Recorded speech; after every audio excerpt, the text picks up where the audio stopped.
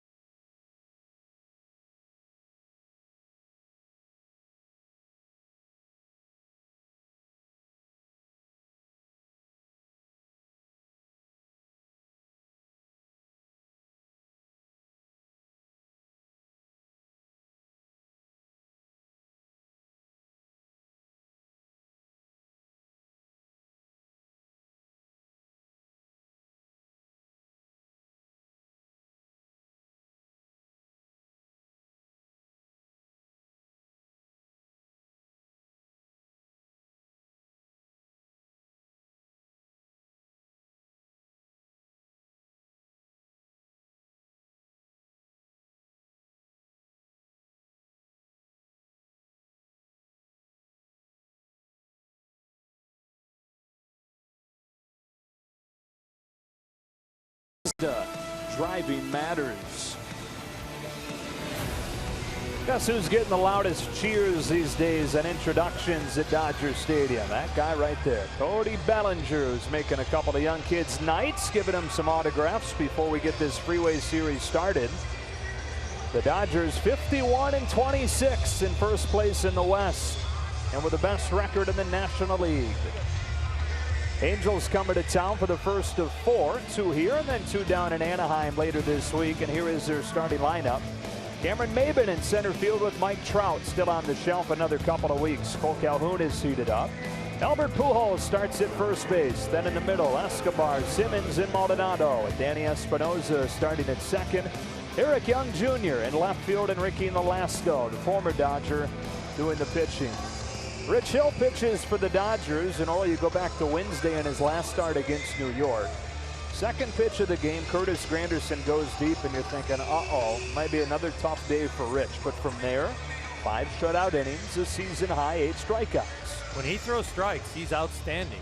But you look at that ERA, almost 5, and you say, so what's wrong? Well, it's walking people. And 42 leadoff hitters this year, he's walked 11 of them. So he's starting behind the 8 ball in a lot of innings, and then it kind of spirals out of control. But if he can get the ball over the plate, the stuff is still really good. Last time the Dodgers won 11 in a row, 2006. They have an opportunity to get there tonight. And they begin it with strike 1. Strike 1 from the stretch. That's right.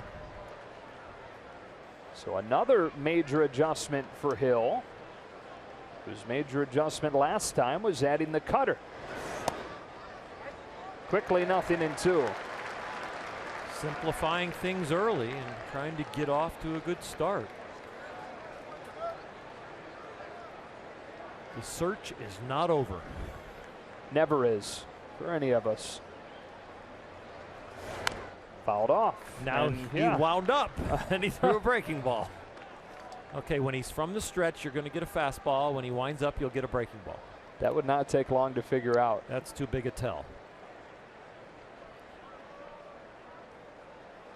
He has so many statistics that are so good when it comes to individual pitches, like fastballs in. Second highest swing and miss rate on fastballs in. 1-2. Why would that be? Maybe because they're not expecting the command of a ball in there, and they're surprised because a guy who struggled with control is usually going to default to default to the fastball. With Rich, it's the hope of getting the curveball over, which he does here, and it's gently tapped off of the hands to Turner. Maybin runs well. But Turner gets the throw over there, and Bellinger digs it out off of bounce. 1 out. That was not a routine play for Justin Turner. He eases this into his backhand because the backhand closes his front shoulder and hip and gives him power to throw it over there. If he rounds on that ball, he's got to make a wrong foot throw. With Maybin's speed, he probably beats it out. So he approached the ball to have the strong arm and get the slick pick from Cody. So 1 out, and here is Cole Calhoun.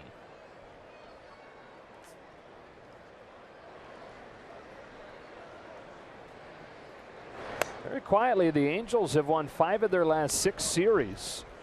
All of those without Mike Trout. And Cole Calhoun has been a big reason why.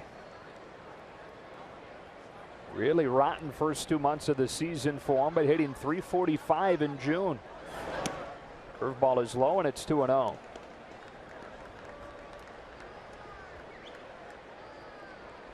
Know who's at the top of the pack in June? Mr. Justin Turner, the Dodger third baseman, is hitting .431 in June. And May and April. Yeah, .431's like low for him. .393, the average overall form entering tonight. Far and away the best in baseball. Still trying to play catch up, though, as far as the plate appearances to qualify for the batting title after the 3 weeks on the DL. Here comes a 3-0, and that's a 4-pitch walk. Highest walk rate in the National League this year belongs to Rich Hill. First baseman number 5, Albert Pujols.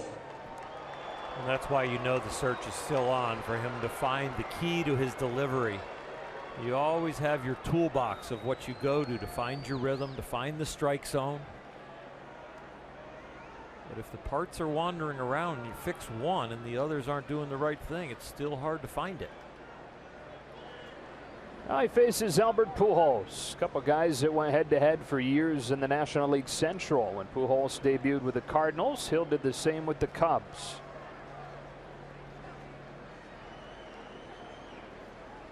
A fastball in, it's 1-0. Albert's numbers not what they once were. Injuries have started his decline over the last half decade, really since he joined the Angels on that huge contract.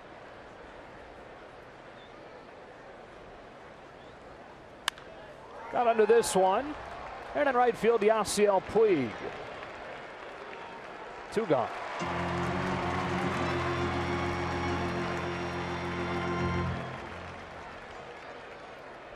These early outs for Rich Hill, you can just see him kind of exhale like he's so glad that he gets them.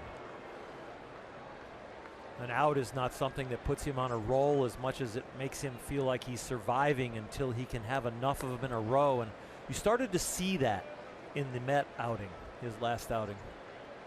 In the 4th inning of that game, he faced a bases loaded 1-out jam and was able to get out of it with back-to-back strikeouts. And we commented carefully at the time, because you never want to dive into hyperbole, but that it could potentially be a turnaround for his season. Here's Yunel Escobar.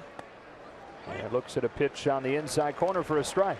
And it still may border on hyperbole that 1 inning can turn his season around, but boy, if the Mets get to him there, it becomes another outing in this long line of bad outings. Instead, 1 run over 5 innings and a win.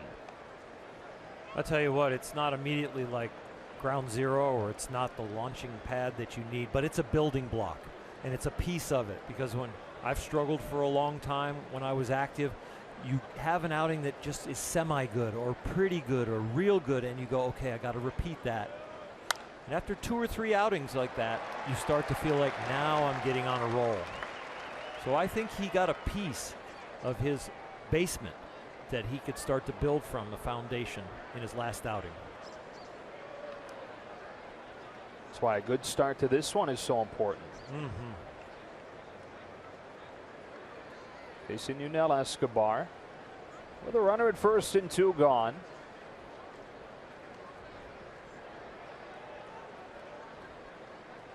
Rich Hill deals. Calhoun runs on a ball, and Calhoun's in there without a throw. It's going to be a tough one for Grandal to pull the trigger on. Calhoun into scoring position. Well, Mike Scioscia always has an aggressive base running team, and he's going to match up against an aggressive base running team in the Dodgers. More and more as the year has gone on.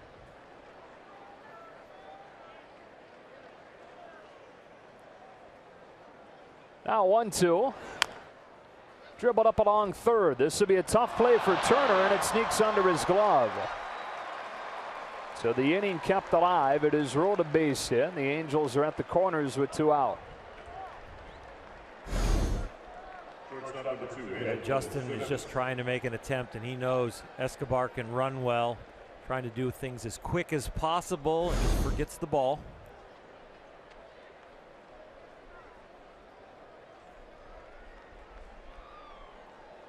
So the door left open here for Andrelton Simmons, who is no longer just a good glove at short. He's hitting the ball well this year as well, and he says swinging it with as much confidence as he ever has.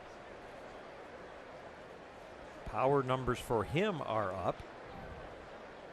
Back in 2013, had 17 dingers, already has 7 this year.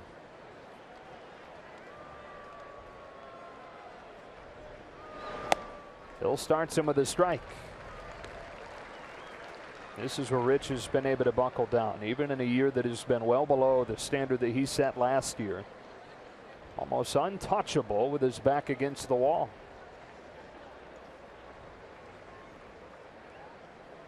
Calhoun at third, Escobar at first.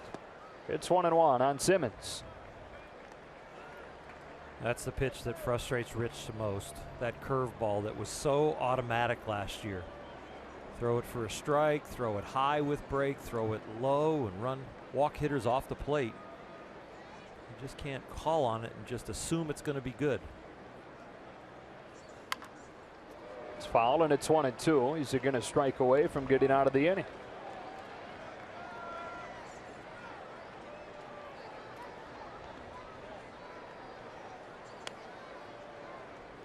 That's what gives me such hope that he's going to find it at a very high level again, is that it's not about velocity with him. It's just about command. This is not a guy who used to throw 95 and now he's down to 91 or 90. This is not a guy that all of a sudden had tremendous movement and has lost his movement. It's a guy who can still spin a baseball, and if he can locate, it's going to be really good. Got him with a high fastball to finish the inning. And Rich Hill wiggles out of another jam. Dodgers come to bat for the first time against Ricky Nolasco after this.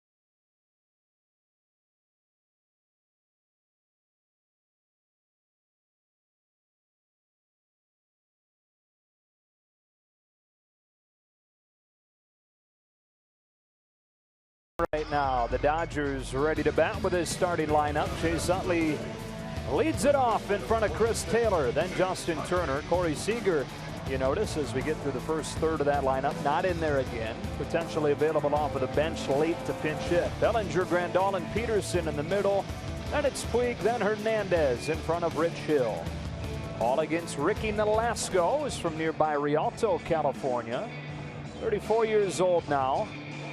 Those 23 home runs that he's allowed, tied with Bronson Arroyo for the most in baseball. And the Angels have lost each of his last 10 starts. This has been a rough year for the former Dodger. A really rough year. He throws a lot of strikes to right-handed hitters. He likes to attack early in the count, but the problem is he's given up one of the highest slugging percentages on first pitches. Almost 1,000 first pitches to right-handed batters and left-handed batters. Chase Utley, the first that he sees, ball one. The amendment to that is that the Dodgers love to attack first pitch strikes. So it could be a tough equation for Nolasco. Who Utley has seen a ton of. Utley, of course, began his career in Philadelphia. Nolasco started his in the National League East with Miami. That's a strike, and it's 1-1.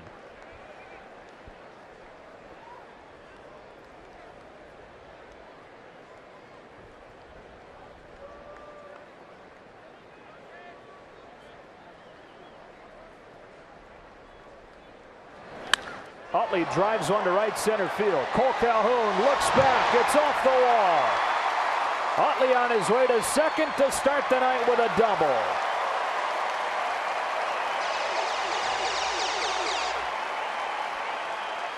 Beginning of this year, you wouldn't be saying this, but what a year this could be for Chase Utley. In April, he was in the doldrums, almost under 100 with a batting average. Now, grew up a Dodger fan.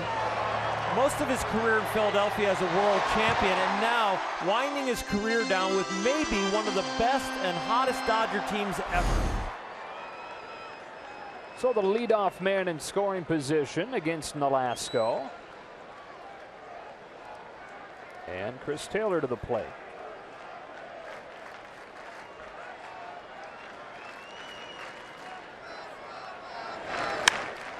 Line to center. Maben is there. Hard to barrel it out much better than that, but Taylor's the first out of the inning. More loud contact. Velasco's gotten used to that sound this year. And it was on the first pitch. These Dodgers will not let him get away with just middle cut fastballs to get ahead.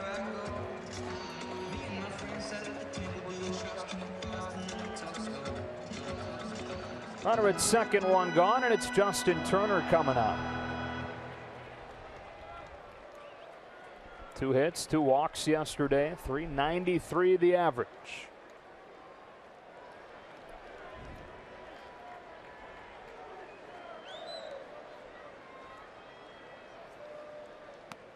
Outside for ball 1.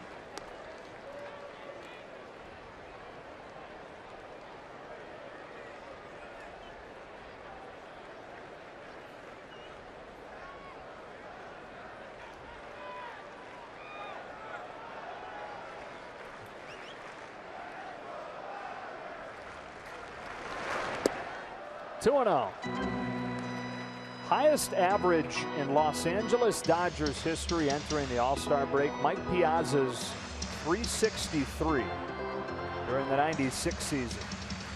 And Turner with just a couple of weeks left, .393. 30 points better than the record. Elliott second, one gone. The 2-0.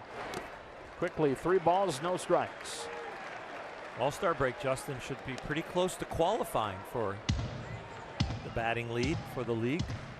Picks up about a plate appearance a game on that tally, and he needs probably about 16 or 17 more, I think. It better be a busy All-Star break for Justin Turner. There is no way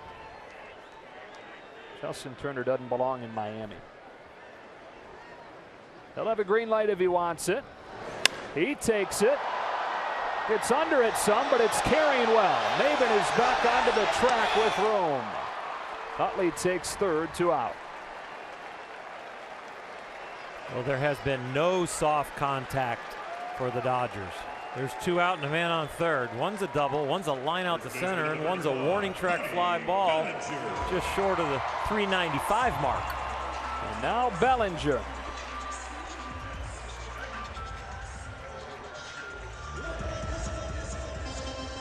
The king of loud contact. Those home runs and those RBIs both leading the majors since the day that he was called up.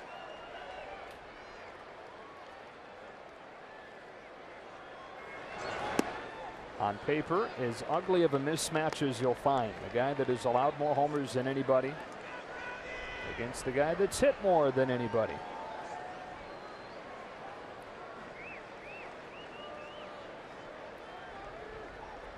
On 1-0. In the dirt, and a nice stop by Maldonado. Young power hitters are usually great fastball hitters. Cody is. But don't try and trick the youngster. He has the highest slugging percentage on non-fastballs in the big leagues. Out of all the Bellinger numbers, that may be the most impressive. Going outside on 2-0. 3 balls, no strikes. And look at the respect he has garnered already in his career. Everybody knows about him now. Not just the National League West, not just the opponent he's playing against. He is national news.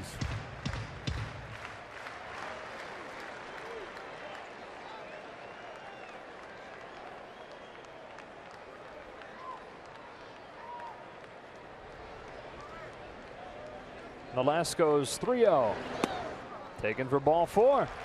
Didn't have anything close to swing at there, and the inning kept the line for Yasmani Grandal. Catcher number 9, Yasmani Grandal.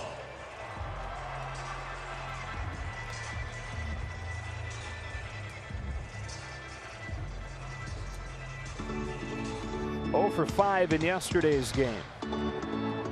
Had as productive of an out as you can possibly have, though. Didn't even put the ball in play, and 3 runs came into score during his at-bat in the 7th on the wild pitches.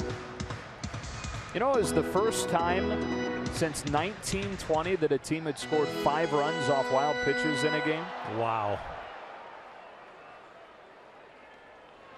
That'll fill the weird meter right up. And it's not like the Dodger offense needs the help. No, you're right. Nolasco's first one drifts away for a ball. I said that Cody's national news, some of the large networks are sending in crews now to do features on him. See him roaming around during batting practice, trying to get some B-roll on him.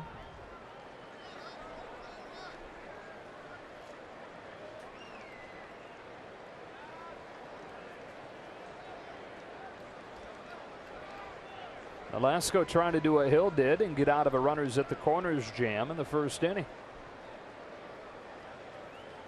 He lets the 1-0 fly. Grandal with a nice take, but it catches the corner, and it's 1-1. Jerry Lane's going to make us be patient tonight, Oral. I know. I actually flinched on that one. Like, wow, he didn't call it a strike, and then up came the arm.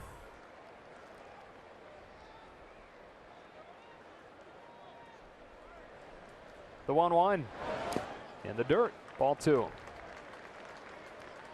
This is what the Dodgers have done so well during this hot streak. They've not only hit for power and scored a lot of runs, but they forced pitchers into the strike zone. They do not swing at the balls in the dirt very often. They do not chase the high fastball very often. And so they have scared pitchers out of the strike zone, and when they're out of the strike zone, they've been taking. When Yasmani is at his best, he's as good as anyone at doing that. And when he goes into his slumps, that's the exact reason why that Dave Roberts and Turner Ward talk about and have had discussions with Yasmani about. 2-1 on the way. That catch, no, it's outside, and it's 3-1. Very close. The computer will have it quicker than Jerry Lane. Every time. At the corners with 2 gone and a scoreless first inning and a 3-1 pitch. Outside to load him up.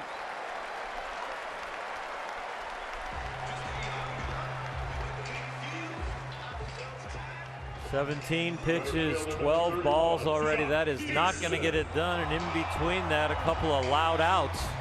A lot of confidence to the whole Dodger lineup so far against Nolasco, even though they don't have a run. And now a guy who is swinging it as well as anybody right now. In Jock's last 10 games, hitting .400 with 4 home runs. Each of his last 2 home runs have come on the very first pitch.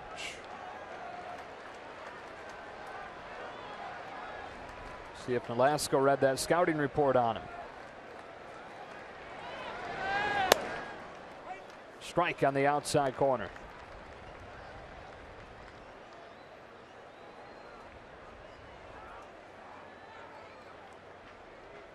A hit and a pair of walks against him in this first.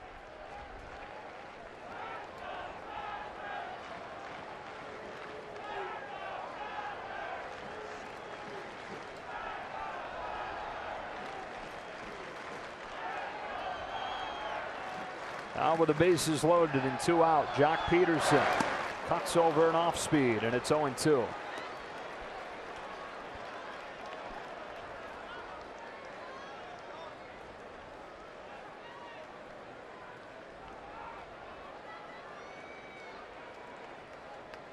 Dodgers trying to take advantage of the leadoff double from Utley.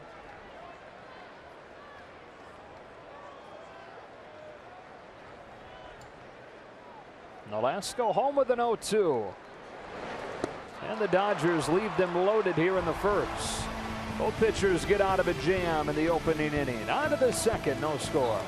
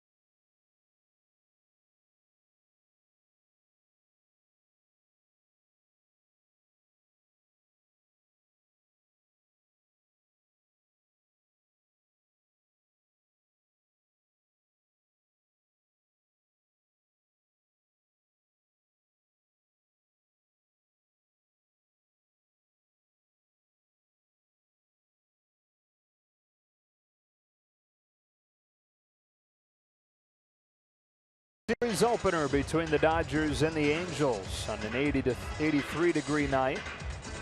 Rich Hill was able to pitch around some first inning traffic to put up a 0, walking a single in that inning, striking out Andrelton Simmons to escape.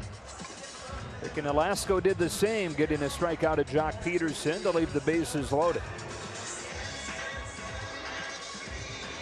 6, 7, and 8 coming up for Anaheim. It's Martin Maldonado to lead off the inning.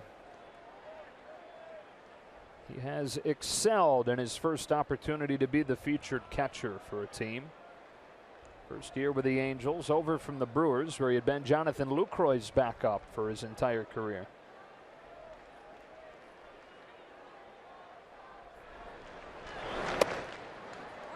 Strike one. He's going to give it an extra beat.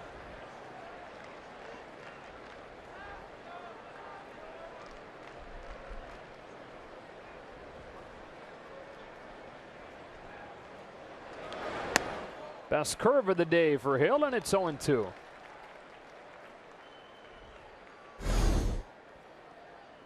Spinner drops it right in there.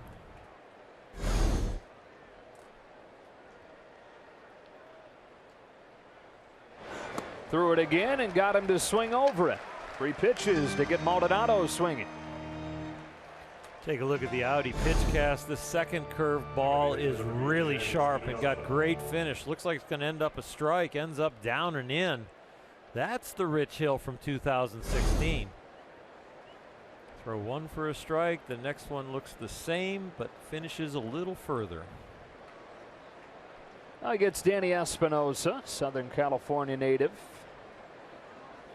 Playing for a Southern California team for the first time, over from the Nationals this offseason. And an awkward swing and a miss on a pitch that was in the dirt, strike one. Espinosa, the lowest average of any active qualifier, hitting just 171. Only guy that was lower than that was sent down to the minors. That is Kyle Schwarber of the Cubs.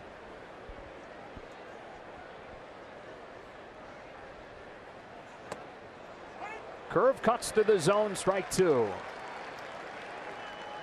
I just got to point out something about Cody Bellinger. Look at his speed, how far away from first base he can get because of his foot speed. We saw him beat out an infield hit yesterday as a first baseman that far away. Wow.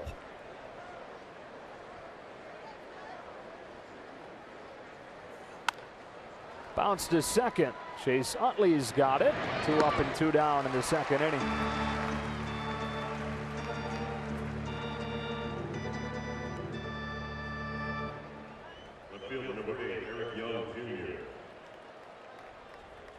Guy that was caught up when Mike Trout went down was Eric Young Jr., who has given them a nice jolt of energy. Of course, the son of EY, who played for the Dodgers in a couple different stints.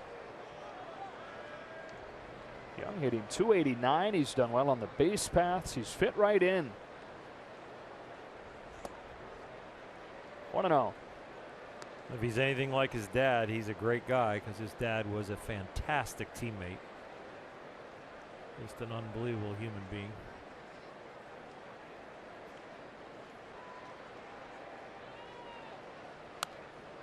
A pop foul, and it's 1-1.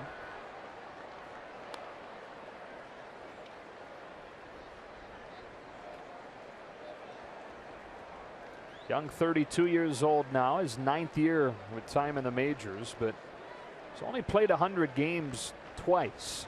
So opportunities here and there, but he's never stuck. Behind this one, and it's 1-2. Rich Hill has some rhythm this inning, repeating pitches. Everything is in a very nice, tight spray pattern.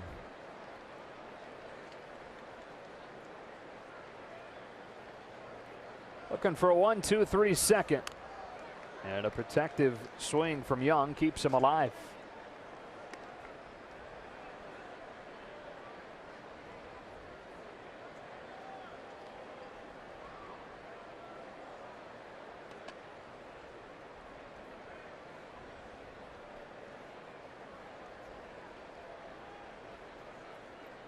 Another 1-2.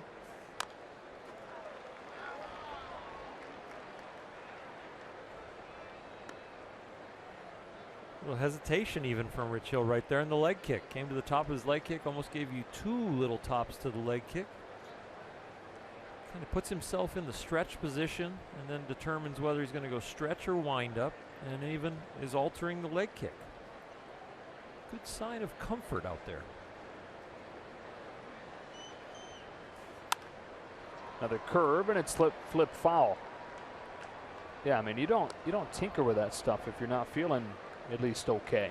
Well, there's one way to tinker with it to upset the hitter's timing, and there's another way to tinker with it when you are struggling and you're searching. But with 2 out, nobody on, and his spray pattern has been so good, I would say he's doing it to upset the hitter.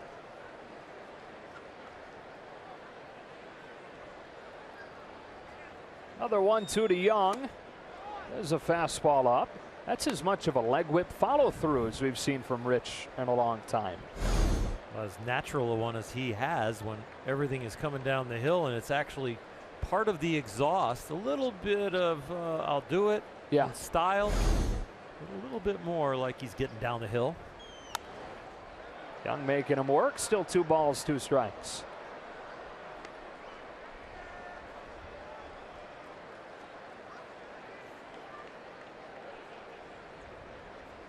Last year, that leg whip and the emotion and the passion that Rich Hill pitched with, it was an event watching him pitch every 5th day after he came over from the A's. Try to recapture that. He's got a 1-2-3 second with bookend strikeouts. No score to the bottom half. But the Yasiel Puig set to lead it off.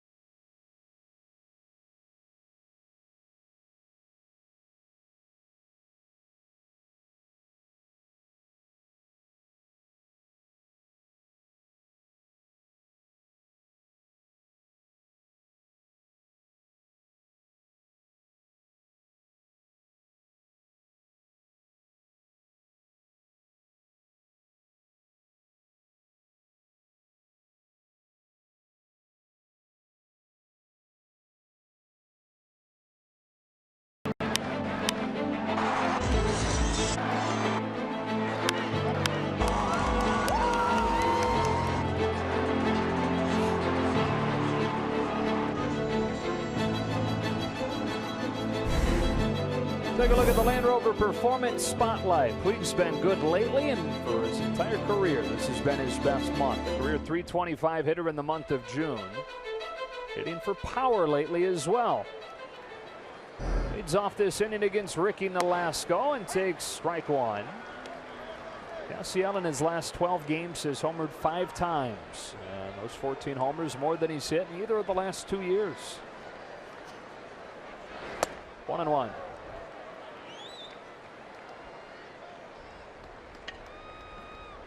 Dealing with some nagging hamstring problems, so Dave Roberts giving him the day off yesterday, at least out of the starting lineup. Chased here, 1-2.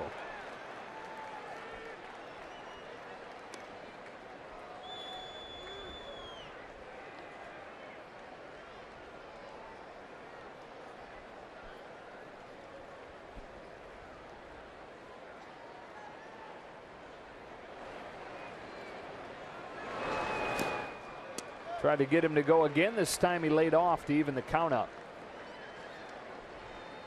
Nice take by Yasiel. Hit himself in the helmet with the bat to remind himself to not fish at that.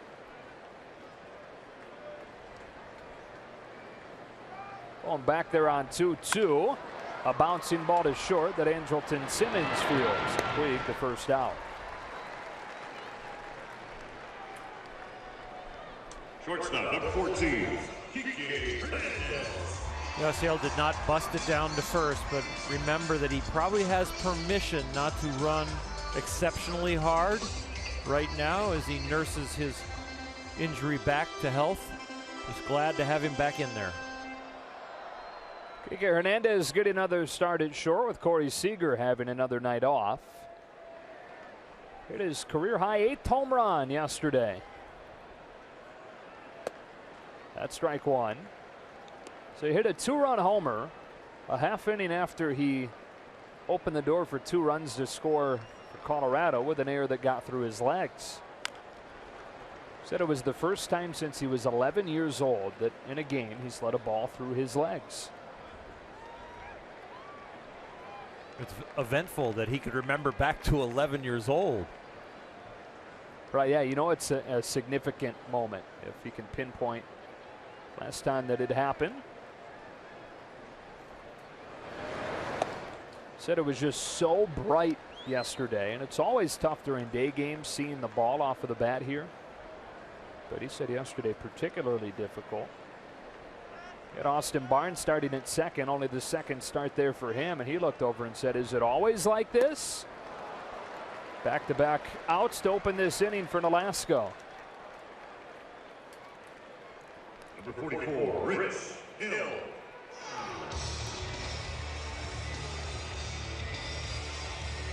So here's Rich Hill with the bases empty and 2 out. This is not the best part of Rich Hill's game, but it is kind of fun to watch. Yeah? He can do some awkward stuff up there.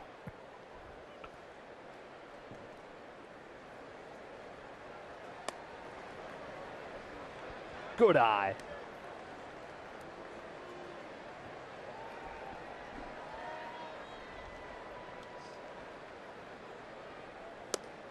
Again. He'll show you, Hershiser. He better take.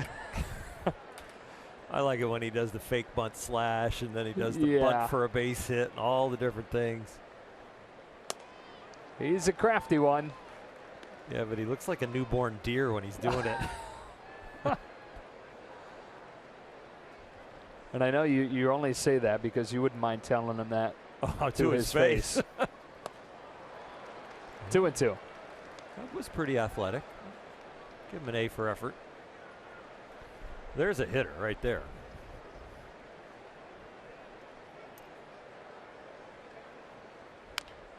Puts it in play. Backhanded at third by Escobar, and it's dug out by Pujols, who started only his 4th game of the year over there.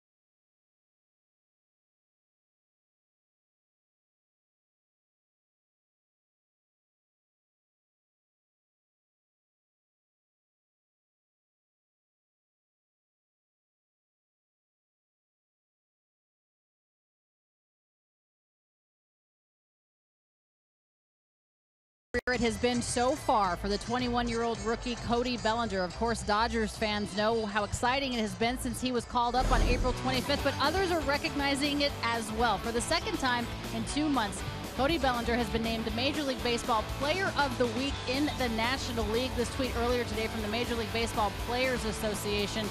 Again, Cody Bellinger, just an unbelievable career so far. And I know that it's early, but it's been pretty special to see what he's been able to do, guys. Not just the power with the 24th home run already, but really a complete player as far as the defense is concerned, his speed on the bases, his ability to be able to, swing at strikes and not chase pitches. He's just been a pleasure to watch so far. Yeah, I mean, yesterday he had the 2 home runs, but then he also saved 2 runs with a diving play in right field. Nolasco leads off this inning against Rich Hill, who's in there with a fastball. Last hit for Ricky Nolasco came in this ballpark 4 years ago. Of course, limited at-bats since then as an American League pitcher.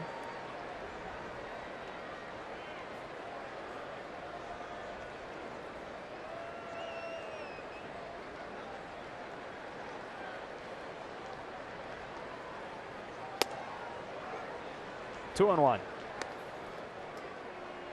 Diamondbacks already won today. Yeah, it's almost like for the time being you turn your attention more to them after the Dodgers sweep the Rockies. Diamondbacks 15-3 in their last 18 games. Played a wraparound series with the lowly Phillies this weekend, took 3 of 4. And so the Dodger lead in the division is 2 starting tonight. 3-1 on the opposing pitcher, and Hill walks him to lead off the inning. An American League pitcher at that. It's close, but it is not a strike.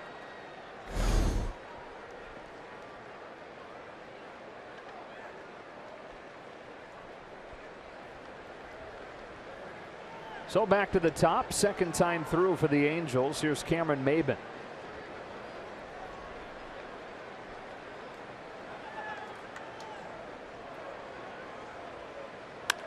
Lined up the middle. Utley knocks it down and has no play. 2 on, nobody out here in the third for the Angels.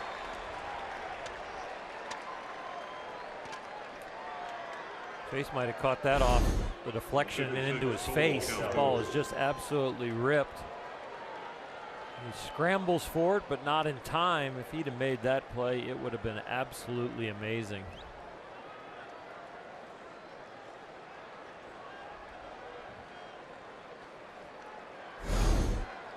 It is ruled a base hit. And the Angels in business with their best hitter right now coming up.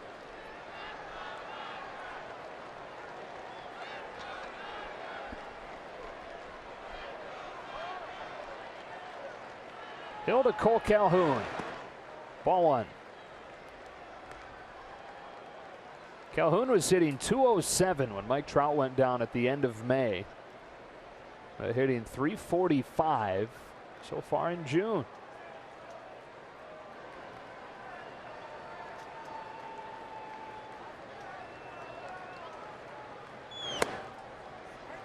That caught the corner, and it's 1-1.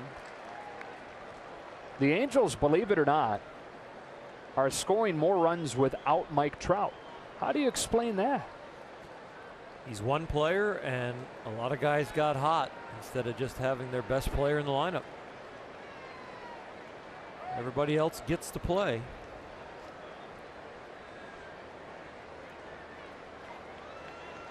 But I'm sure they can't wait to get him back. Yeah, there's no doubt they're a better team with him. It's just crazy that the numbers so far say that they're doing better without him.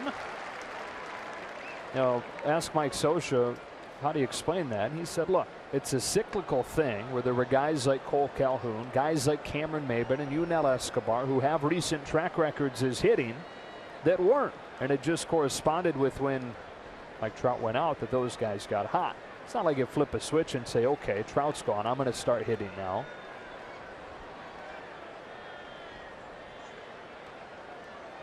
Hill downhill with a 1-2. That curve is up and the count evens. That ball is right there, if you ask me. Let's see what. Yeah, that's a high strike.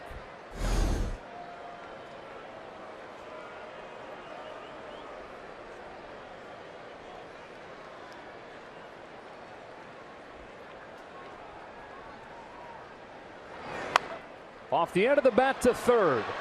They run him back towards the bag and get just one. 2 on with 1 out.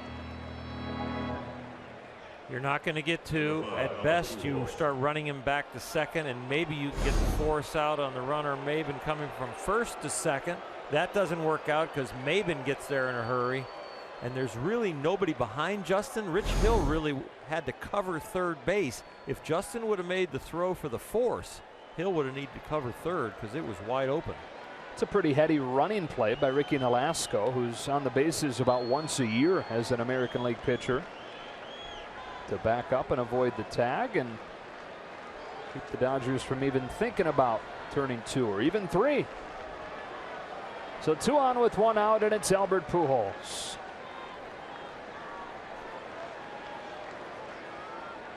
.602 career home runs for one of the all-time greats.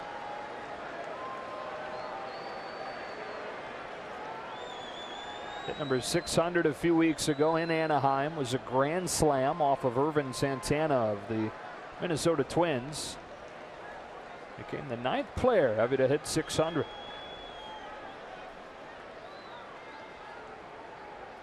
Albert admitted that the pressure of hitting 600 while he was sitting at 599 got to him, which was kind of an interesting thing to learn. And the guy's nickname is the Machine, but he admitted that the weight got to him. And as a designated hitter, it was a text from his wife between at-bats that helped calm him down, he said. Beck looked at his phone. She said, hey, relax, stay back, you're going to be fine. Next time up there, grand slam number 600.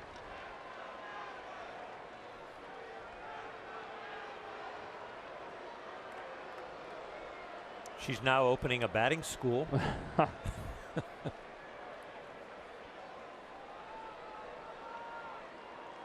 Put the Pujols name on it, should do just fine. I think she'll get plenty of students. Strike 1. One of those 602 home runs is against Rich Hill.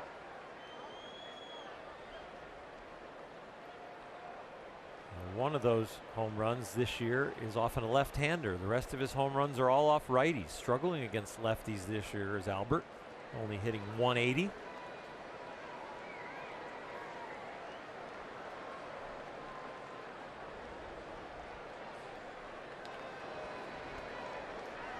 Ten-time All-Star, 3-time MVP, Albert Pujols.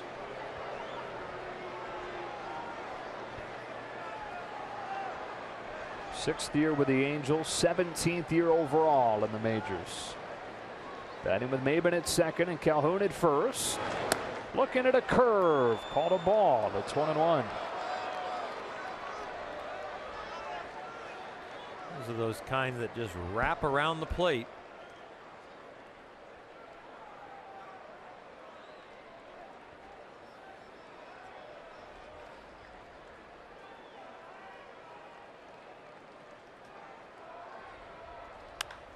Fastball sent skyward to left. Chris Taylor is there for out number 2. So Hill gets Pujols, and it'll be up to Yunel Escobar. He's pitched himself right into a situation where he pitches really well.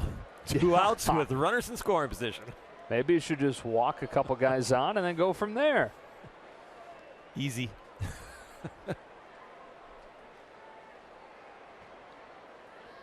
You're right, though. One of the best pitchers in baseball with runners in scoring position. Wasn't that the Mets didn't have chances against him his last outing, but they went 0 for 9 in these situations. Escobar looks at a strike as both runners take off easily on Hill and steal second and third.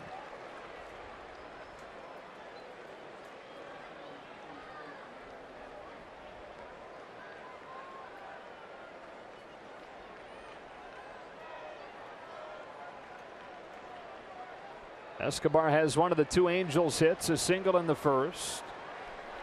And he rolled under the glove of Turner at third.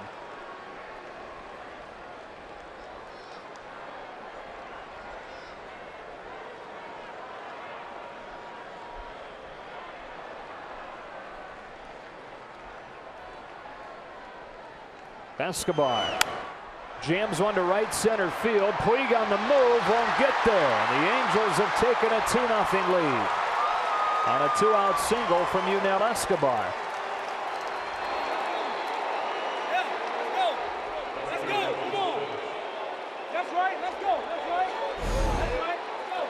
It's a blooper, and what really costs you is the original walk to the opposing pitcher. 2 outs with a walk to a pitcher. You should already be in the dugout. Just the opportunity to drive somebody in, find some outfield grass. So the Angels strike first, and Andrelton Simmons looks at strike one.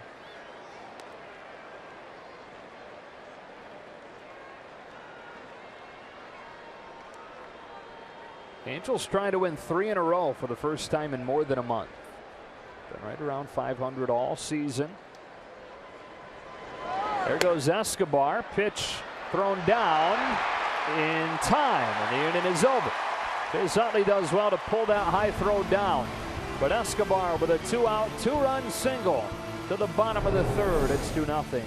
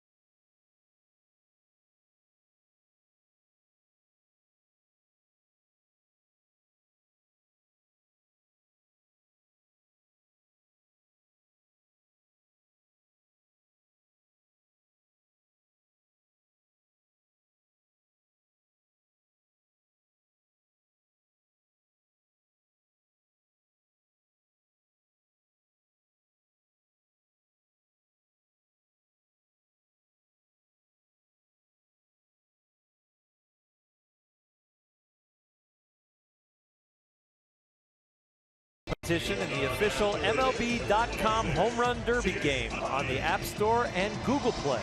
Swing for the fences against more than 10 million players from around the world as your favorite Derby All-Star. Download Home Run Derby for free today. Dodgers some loud contact against Ricky Nolasco the first time through the order. Now they get their second look at him in a 2-0 game.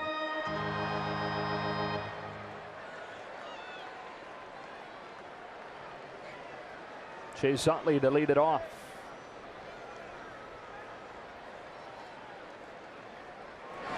Here's the lone Dodger hit. Doubled off of the wall to start the game. It was stranded at third. So the Dodgers left the bases loaded. Nolasco able to strike out Jock Peterson to get out of that jam.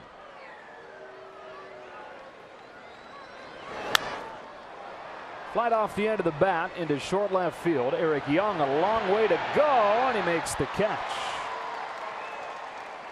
To get the first out for Carlos Enrique Nolasco. His dad started calling him Ricky when he was 2 years old. His dad had just gone to a Dodger game. All the family grew up here in Los Angeles, and had been shouting for his favorite Dodger all night, Rick Monday, playing the outfield. And as he's driving home from Dodger Stadium, he thinks to himself, maybe one day my boy will be who they're yelling for. And for whatever reason, he decided, my favorite player, I'm going to take his name, put it on my son. Rick Monday was his favorite player, and so Ricky Nolasco.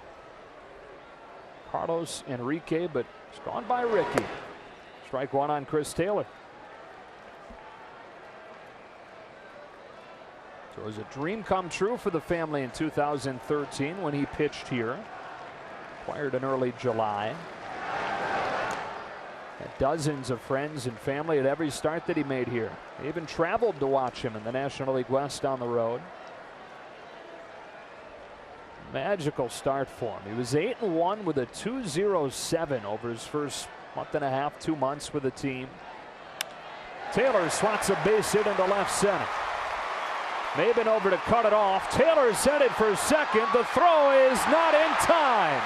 A hustle double from Taylor to inject some life into Dodger Stadium.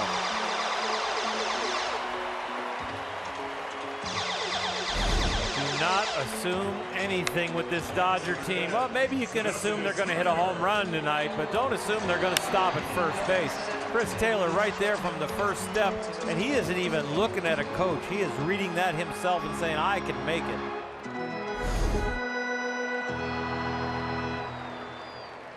So a runner at second with one gone for Justin Turner, who just barely missed going dead central his first time up, flying to the wall in center.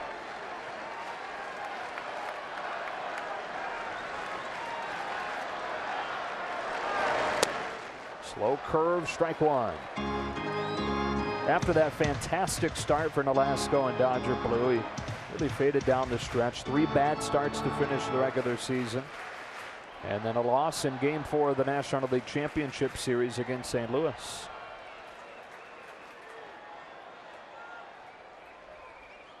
He pitches 0-1. Turner takes a ball. Maldonado throws down and shows off one of the best arms in the game behind the plate.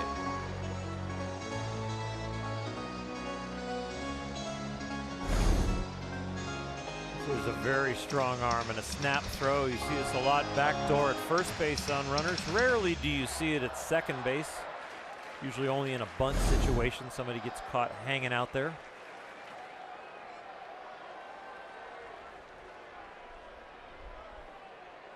Turner 5 home runs, 4 since coming off of the DL.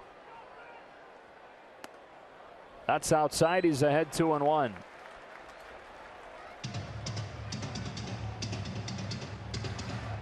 "17 consecutive games with a home run for this Dodgers squad. They've hit 41 during that stretch.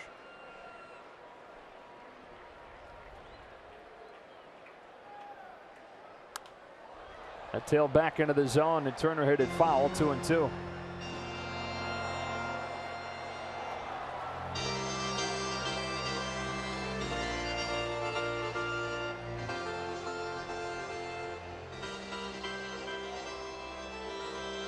And 17 consecutive games of the homer. That's tied for the Los Angeles Dodger record. Franchise record, the Boys of Summer, 1953. They had a run of 24 consecutive games with a homer.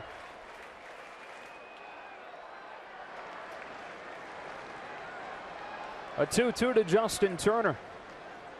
In the dirt, good stop, Maldonado, full count.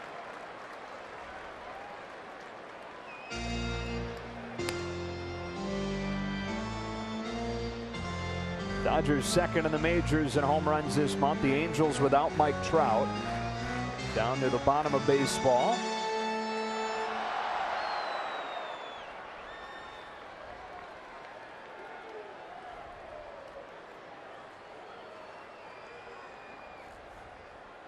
The payoff. Bouncing ball to third. Nice play by Escobar, and Turner out number 2.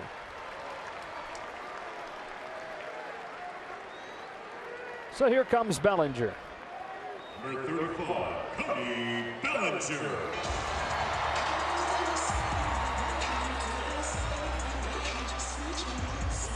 Didn't give him anything to hit his first time, a 4-pitch walk. And you figure you're going to see more and more teams pitching him similarly. He's got the same situation here. Mike Scioscia and I are very close, and I know how Mike would call the game right here if he was catching. So as a manager, I got to believe he's going to force Cody to hit something out of the strike zone. He wouldn't want Nolasco to give in. Over the plate and hammered down the right field line, foul. Might be the last one he sees as a strike. Off-speed pitch, a little change-up, got him out in front, but boy, was it sitting on a tee in the middle of the plate. Oh. As a manager or pitching coach or catcher, you've got to trust your pitcher that if you're trying to pitch around somebody, he can have enough command to hit the edges or throw balls. Or else. 0-1.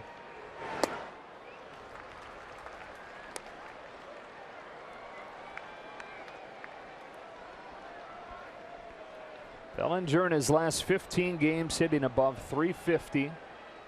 12 home runs in those 15 games. 24 RBIs in those 15 games.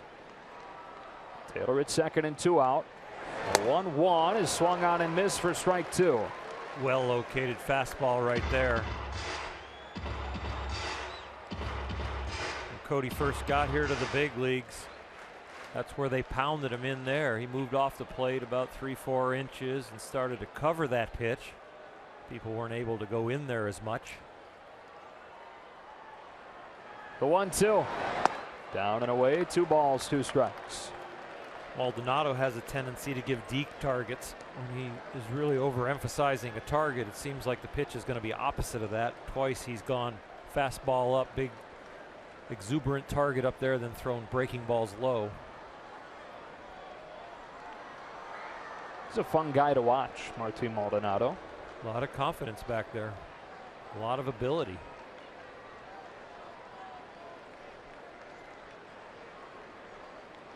Here's a 2-2. Bellinger swings over a nice breaking pitch to finish the inning. Second time the Dodgers unable to capitalize on a double, trailing 2-0.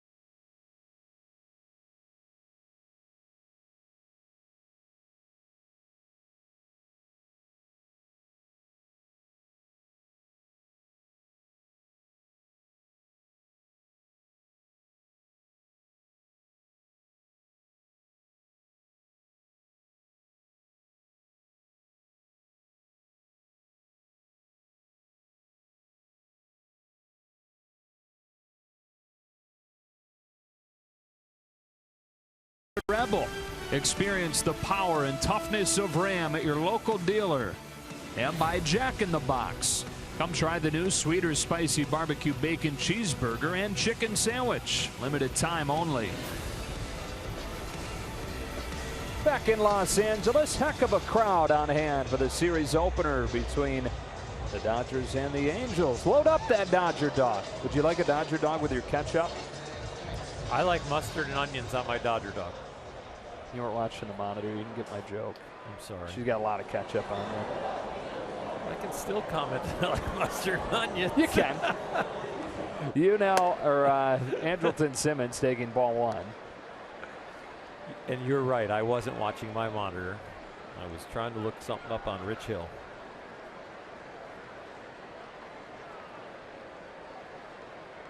Who delivers a 1-0 that's flipped in the air to center. Jock Peterson still going onto the track, and it's off the wall. Andrelton Simmons opens the inning with a stand-up triple. The ball is flying in here this year like it hasn't in a long time. Number 12, Martin Maldonado. Jock got fooled on that one. We got fooled on it. I'll tell you what, he's lunging at this ball, but it's got tremendous backspin. Jock, a little bit of a late start. Maybe if he sells out to it and understands that ball's crushed, but you not only read the crack of the bat as an outfielder, but you read the posture of the hitter as he hits it. And that was almost an off-balance swing. A lot of times, swings that look like that produce flares. And the trajectory off of the bat was flare-like. Exactly. Infield comes halfway in for Dave Roberts as Martin Maldonado watches one miss high.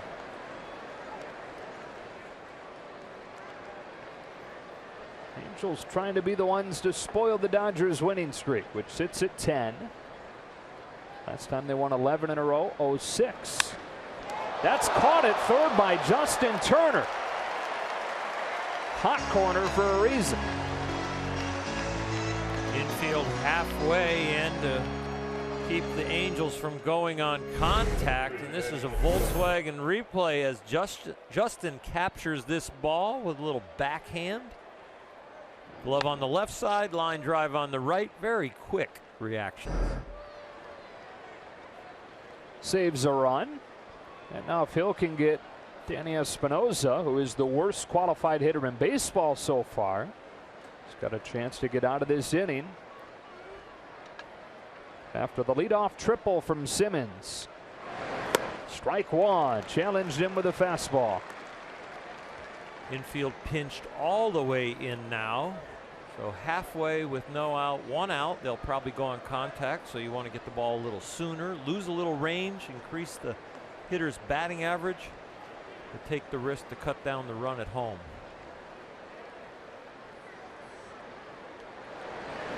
Back-to-back fastballs, 0-2. He's punched out 3 today. A fourth would be huge here.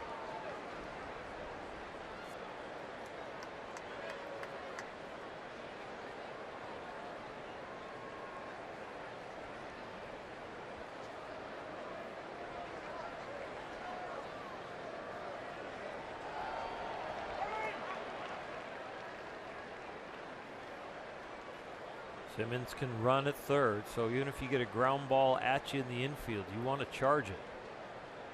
You don't want to lay back and pick your hop and let him get a break. 0-2.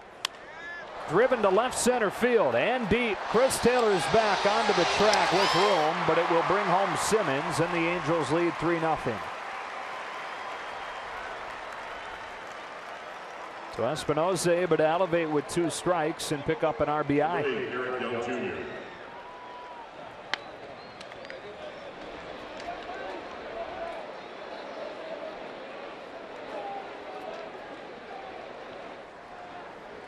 They're wiped empty, 2 away. Eric Young Jr.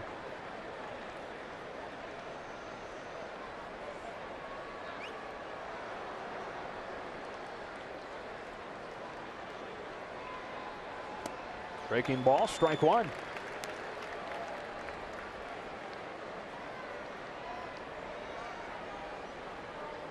Struck him out his first time, and so Young has cooled off some. Set in the world on fire in his first few weeks after his call-up. Back-to-back curves. Justin Turner's there. And the top of the fourth comes to an end. The Angels add one to the bottom of the fourth in a 3-0 game.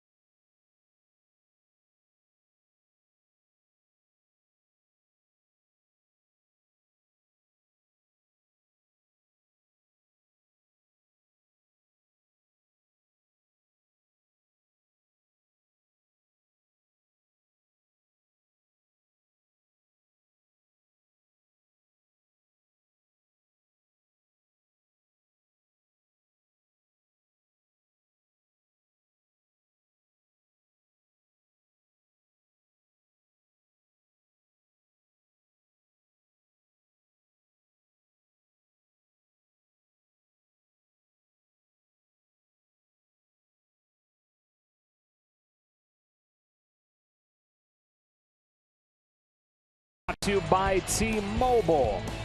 They've won 10 in a row. Last time they won 11 straight was in 2006, and they're pretty darn close to the LA Dodger record of 13 consecutive wins, which was done in 1962 and in the World Championship 1965 season. They'll have to do it in come from behind fashion today, though. 3-0. And Yasmani Grandal on the first pitch of the fourth will pop out to Simmons. And so Ricky Nolasco, who has the worst ERA of any pitcher in baseball since he signed his big contract following the 2013 season here in Los Angeles. 4 years, $50 million with the Twins, and has an ERA above 5 since then, the worst. His fly ball rate has gone up. The home run to fly ball rate has gone up. Of course, the slug percentage just really has made a lot of mistakes with all his pitches. Here's Peterson. Strike one. He's kept the breaking balls, though, down today to the Dodgers. He's faded the changeup off the plate, and he's done a good job throwing the breaking ball below the knees, but keeping it on the plate. He was a four-seam guy before he got to Anaheim last year, and then Charles Nagy, the pitching coach, talked him into incorporating the sinker more. 1-2. There's a shot at Charlie. A really good breaking ball and two-seamer in his day. Talk about twisted his back ankle right off. It's a swing we haven't seen from him in a while. He's been a little bit more disciplined and a little more compact through this hot streak.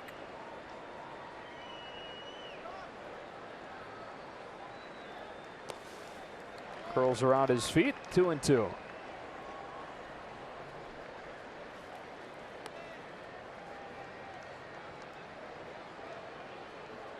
Last year, Ricky Nolasco traded from Minnesota to Anaheim at the deadline.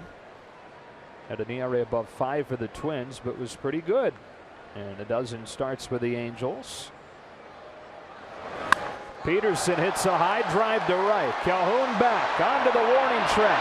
At the wall. Leaps to make the catch for out number 2.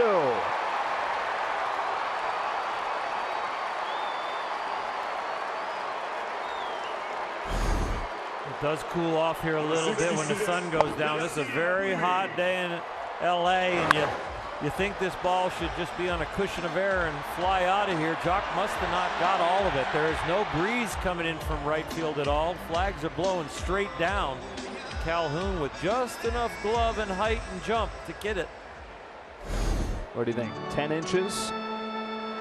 Yeah. Length of the glove. One more little bit. It's out of here. So Nolasco has retired the first 2 here in the fourth, and now Puig pounds a base hit to left. Third Dodger hit of the evening, and the inning kept alive for Kike Hernandez. Number 14, Kike Hernandez. 0 for 1. He struck out his first time. We should say hi to all the Dodger wives are in-house tonight. Yeah. 7 babies being born in the Dodger family this year, and there's a 7-baby shower that is going on in the owner's suite tonight. I texted my wife and asked how it was going, and she said, good, so many gifts. So I guess it's going well. Pretty good budgets when it comes to baby showers in the big leagues.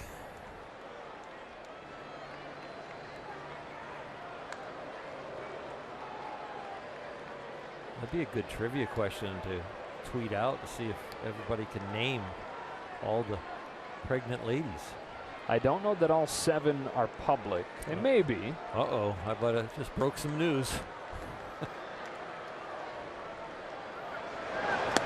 1 ball and 1 strike. I know Grant and Corey Dayton just went public with it within the last week. They had a reveal video where she soft tossed him a ball. He swung and hit it, and the ball exploded blue. It's a boy. Now you got me scared on who we can talk about. Well, I know that one's public because of the video, and that's the only one I'm going to share. Puig at first with 2 out. Nolasco to Hernandez with a 1-1. Ball 2.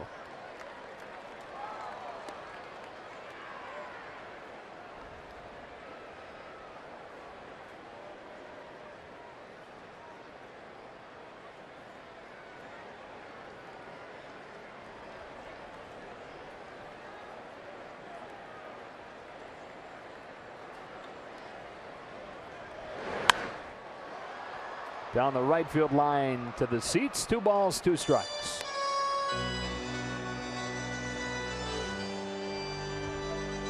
I just got a text from Debbie Honeycutt. She says she's out of town listening to us. Rick Honeycutt's wife, for everybody and she goes, I was invited to the shower and I'm not sure I can name all 7. Yeah. And I helped get her gifts to the shower today by bringing them in from home. She mailed them to our house and we brought them in for her. Well, I'm guessing that they weren't individually labeled then if Debbie didn't have the 7 names locked I think down. they were, but she just can't do it off the top of her head. Sorry, Debbie, blowing your cover.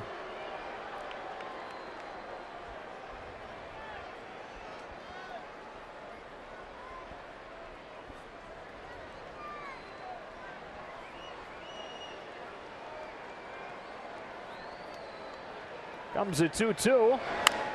Drag to third.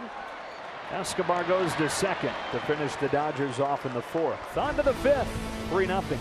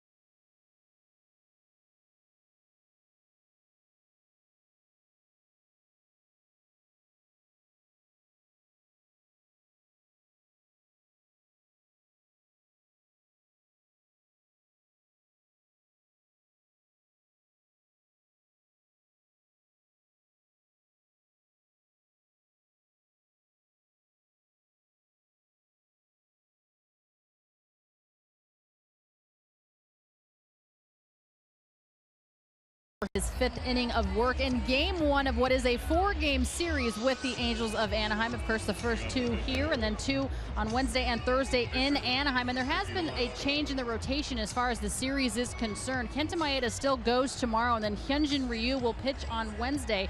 Clayton Kershaw, pictured there next to Rick Honeycutt, and Alex Wood have actually flip-flopped. So Clayton Kershaw will now pitch on Thursday to finish out the Freeway Series, and then Alex Wood will pitch on Friday in game 1 of the 3-game set with the Padres, basically wanting to keep Kershaw on regular schedule, guys. All right, Alana, appreciate the update. On to the 5th inning where Rich Hill will try to keep this a 3-0 game. Ricky Nolasco, he walked the last time, takes strike 1. That walk really opening the door for the 2-run third.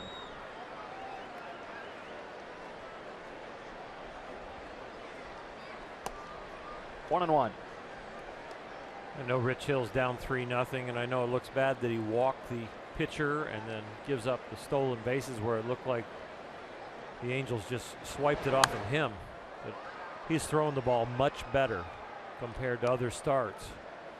And it looks like he has really learned something about himself and where his rhythm should be. I think it's another piece to the foundation of him getting better and really being able to execute.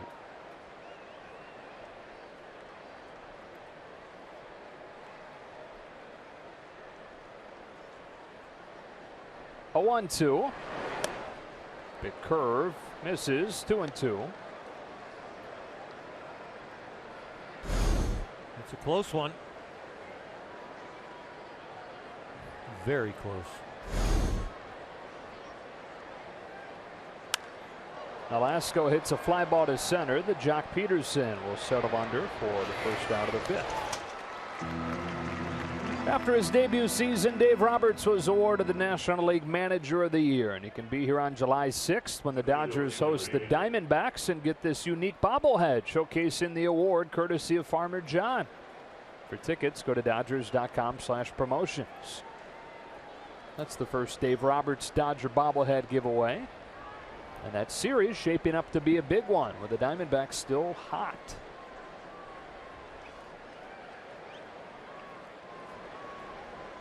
Cameron Maybin, the leadoff man, 1 for 2 today. Strike one.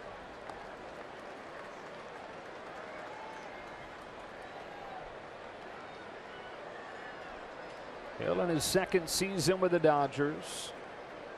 The 8th different team that he's pitched for. That includes a stint with Anaheim technically. 2014, he pitched in 2 games with the Angels. He faced 4 batters, gave up a hit. He walked 3 of them. Never recorded an out in an Angels uniform. Gets Cameron Maybin in short order for the second out. So the Angels released him, and he was back home in Massachusetts, trying to kill time, stay fresh. Was throwing a ball against a brick wall, and 2 days later was pitching at Yankee Stadium against David Ortiz. Yankees had signed him, finished out that year with good numbers out of the Yankees bullpen.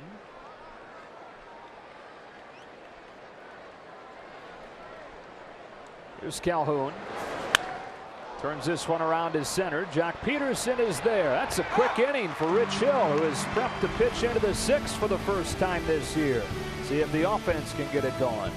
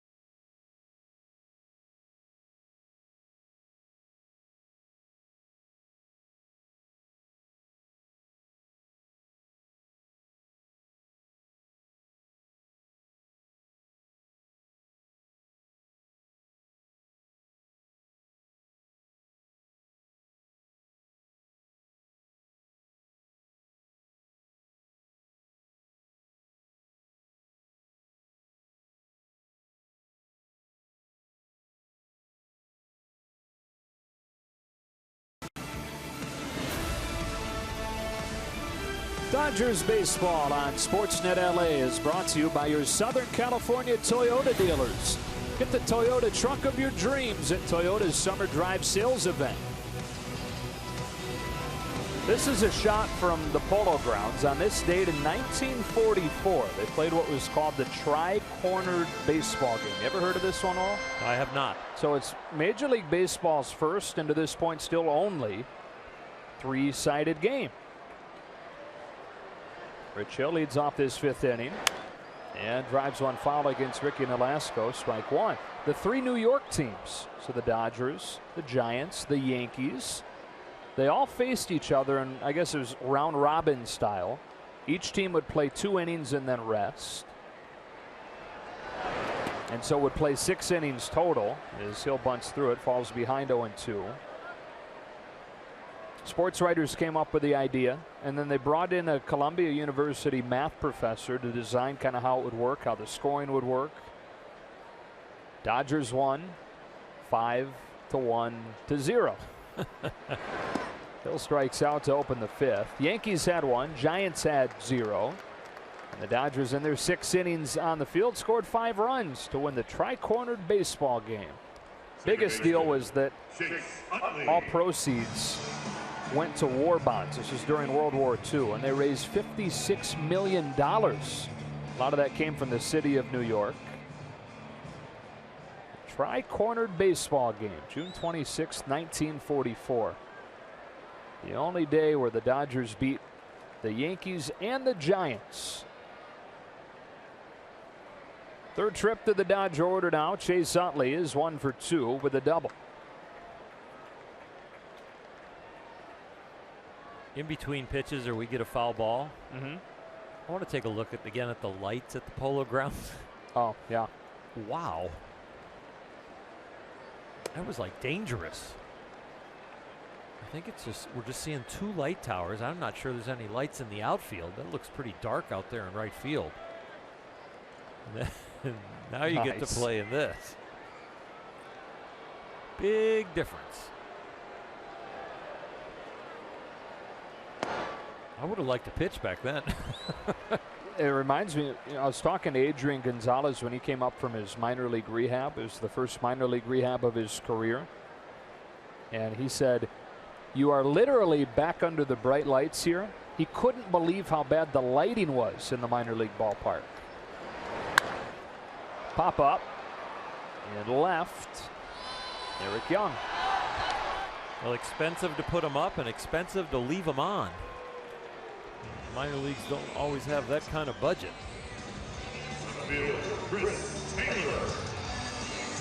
2 up, 2 down in the 5th inning. Under the lights here at Dodger Stadium, where the Angels have a 3-0 lead, getting 2 in the 3rd and 1 in the 4th.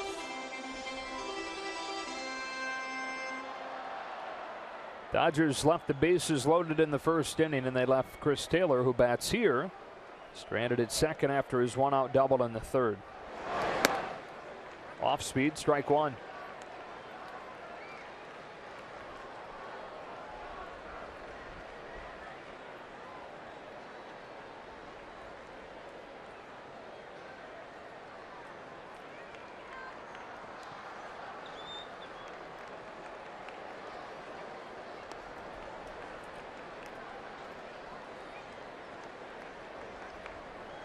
Taylor was 1 for his previous 20 before that double last time up.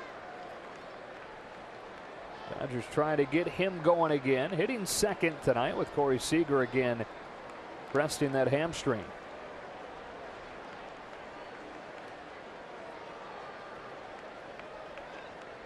And Nolasco downhill 1-1.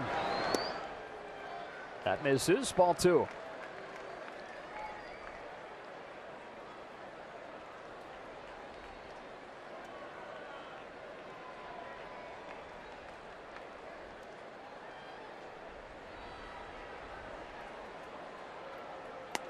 Three and 1. They say this is just like Ricky Nolasco to come into a game against the team he grew up rooting for and pitch his tail off. Thrives in situations like this. Taylor pulls a roller to 3rd, and Escobar gobbles it up to finish a 1-2-3 5th. On to the 6th, all Angels so far.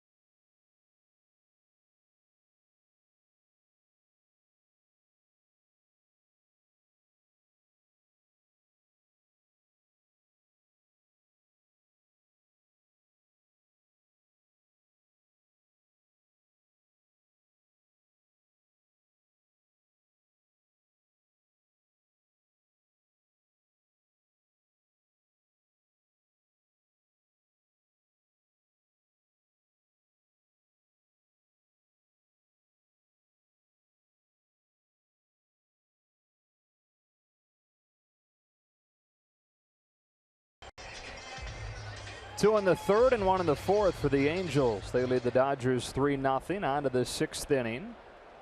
And for the first time this year, Rich Hill pitches into the 6th, still with plenty of bullets left, having only thrown 70 pitches. 5 innings is good, 70 pitches not bad. The other numbers are in line, except for the walk to the pitcher, the stolen bases, and a bloop hit.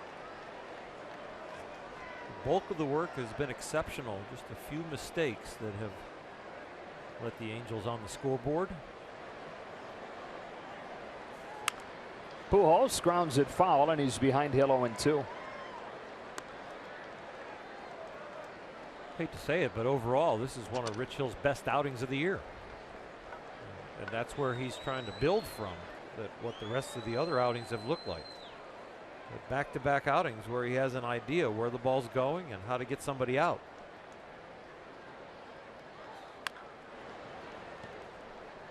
Definitely the best curveball command we've seen. Took him a bit to find it.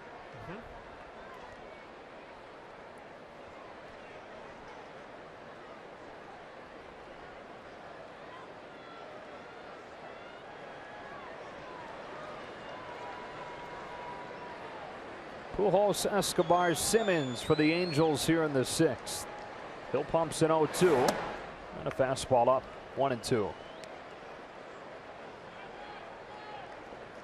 I finally got permission from the wives over in the owner's suite on who we can say publicly is pregnant. All right.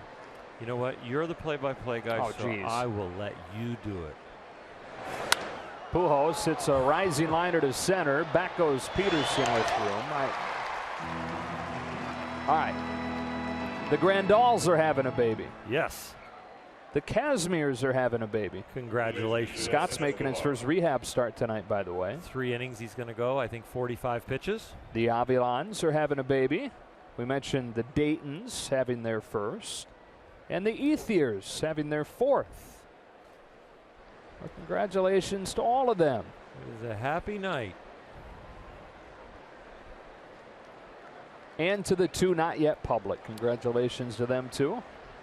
Shh. I didn't. Leaving it at that.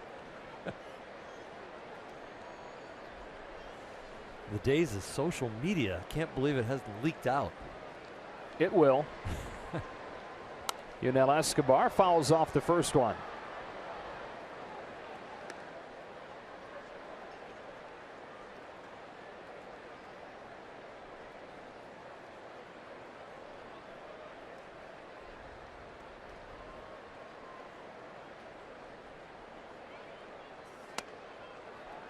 A little bit in, 1-1.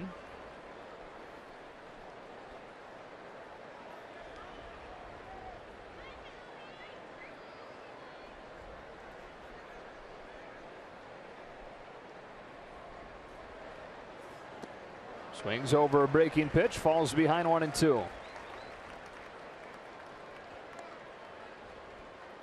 Rich Hill doesn't hide any emotions out there. You're going to see it all. You're going to see the exuberance after a great pitch and a big out. You're going to see frustration. You're going to see it all.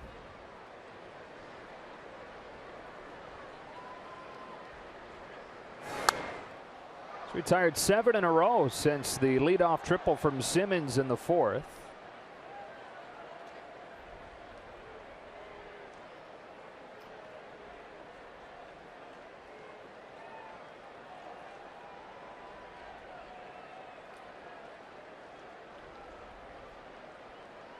'80th pitch of the night is a 1-2 to Escobar. And he got it by him at 90 for strike 3.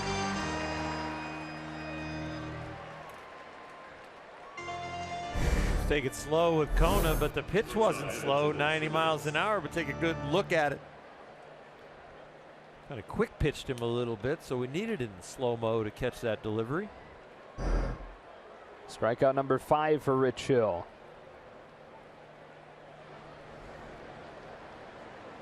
Simmons tripled off the wall and came in to score the 3rd Angels run. That was in the 4th. Pops this one up on the left side of the infield. Justin Turner. Another 1-2-3 inning. That's 9 in a row retired by Rich Hill. Cody Bellinger due up second with the Dodgers down 3-0.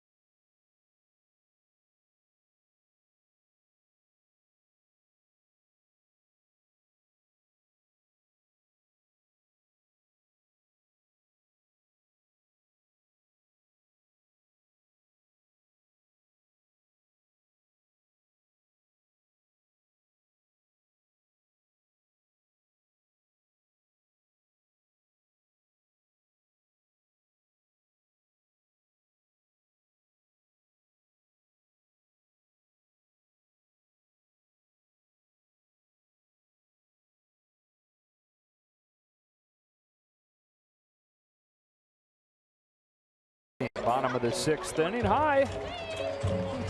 We're having a great time at the Freeway Series. Game 1 of 4 between these teams this week. Joe Davis, Oral Hershiser, Alana Rizzo. 3, 4, and 5 coming up for the Dodgers against Ricky Nolasco, who's given up more home runs than anybody in the American League this year, but has kept the Dodgers in the yard, albeit barely a couple of times, through 5.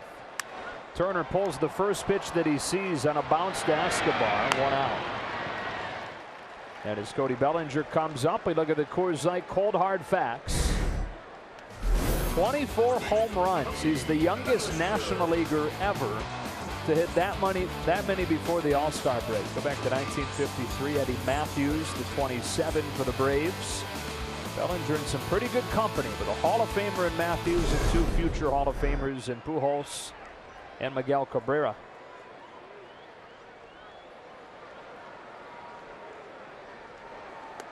Started him with a fastball, up and away, ball 1. 0 for 1 tonight, walked on 4 pitches his first time and then struck out.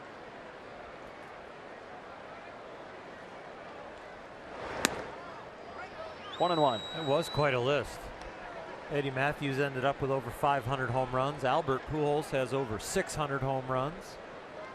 Miguel Cabrera closing in on 500 home runs, 454. Cody just starting out. But boy, is that good company. It's the most first half home runs by a National League rookie since the first All-Star game, 1933.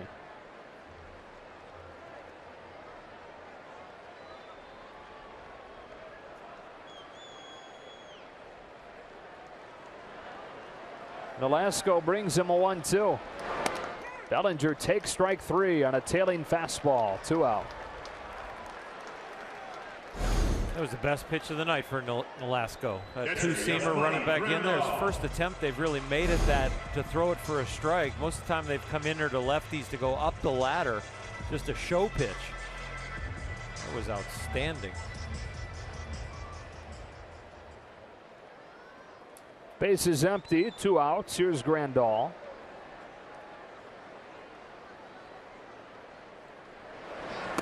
Inside, ball 1. Dodgers only have 3 hits against Nolasco. They have 2 walks. Grandal has one of those.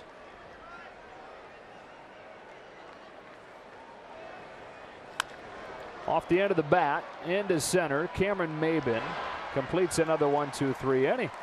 So Nolasco shutting the Dodgers down through 6.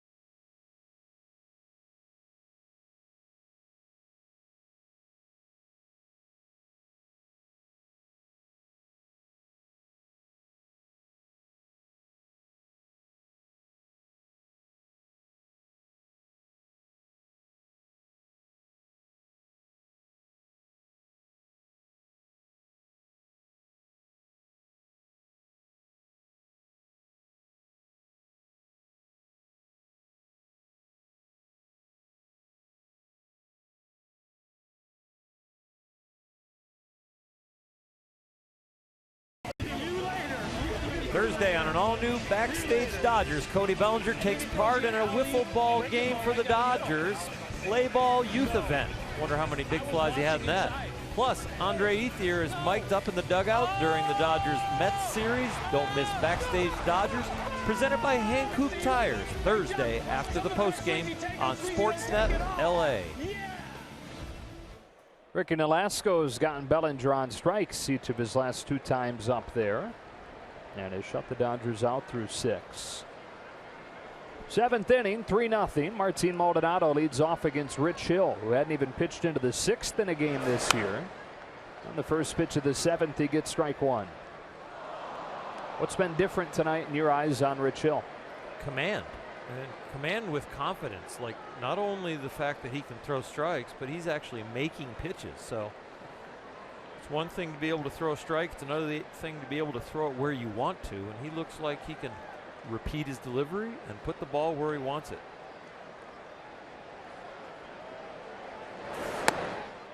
Strike 2.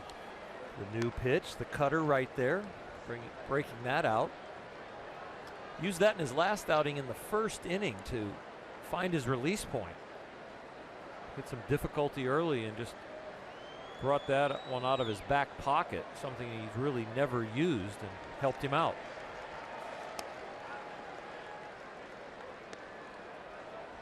Back home in Massachusetts this offseason at a Chamber of Commerce meeting, Rich Hill was honored as Role Model of the Year in his hometown, and in his acceptance speech called himself a role model for failure and said that his first piece of advice would be to go out and fail. 2 balls, 2 strikes. But fail at something you have passion for, he continued. Without struggle, there is no progress. Without failure, there is no progress, Rich told that crowd. He certainly has experienced his fair share throughout his career, and having to lean on his own advice here in 2017 in his first year after signing the first big deal of his career.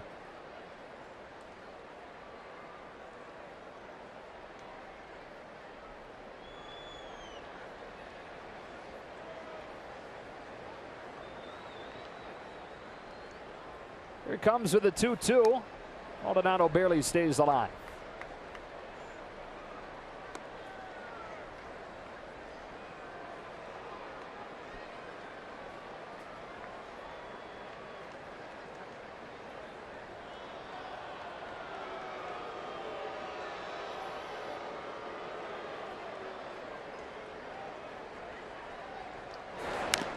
Again.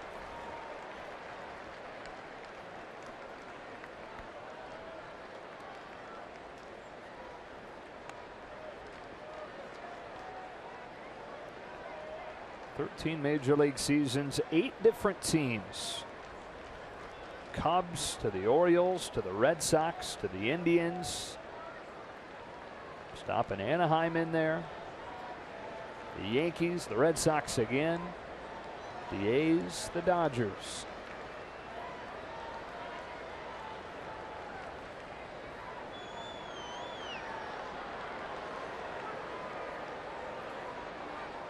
This will be his 89th pitch of the night to Maldonado, who's leading off the 7th by striking out at a fastball, and that's number 6 for Hill. Rich Hill can get a lot of strikeouts on that fastball up because he throws so many curveballs. Here he just goes right up the ladder.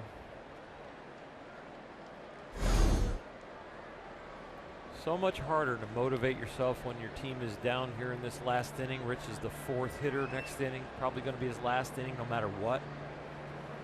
You're smelling a victory and you're out in front. You see the finish line and you can push towards it. When you're down by 3 and you're out there trying to keep them in the game, you just got to find ways to stay focused and get your team in the dugout. 1-0 on Espinosa. You mentioned the high fastball mirroring his curveball and how he works those off of one another. Major league average for fastball location, 50% of fastballs are up. Hill's is up 70% of the time. 1-1. Well, sinker slider, and that's not Rich Hill. He's fastball curveball, and he throws high curveballs for strikes when he's on his game, so he can get extra benefit from that high fastball. Uses it an awful lot. Buzzes the feet, and in fact got one of the feet. Rich Hill says no way. Espinosa is going to get first, and that ends a string of 10 in a row retired by Hill. If I'm not mistaken, this is reviewable. Dave Roberts is giving a little time to see what they think. If it got him, it was only the pant leg.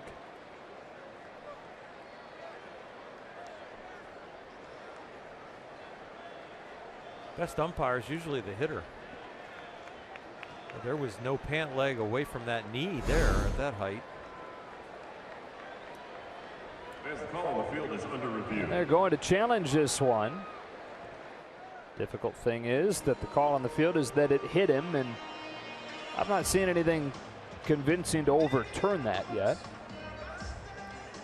I see it in doubt, but you need more than that.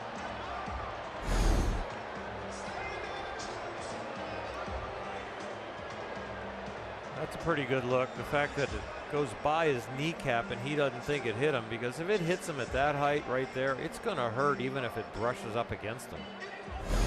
And it's not like the blousing of the jersey or a little bit of the extra pant leg down below the knee that's blousing out away from his leg that it ticks where he couldn't feel it.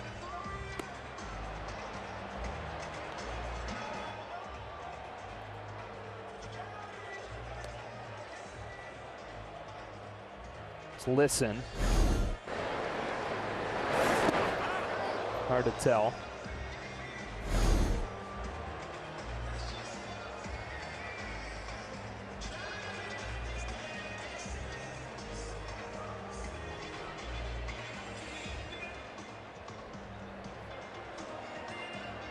Was quite the sell job by Espinosa. A lot of times you'll see hitters that are hot at a given time not want to act like they got hit, but Espinosa hitting a .171. He was all too ready to say it hit him. And they will give him first base.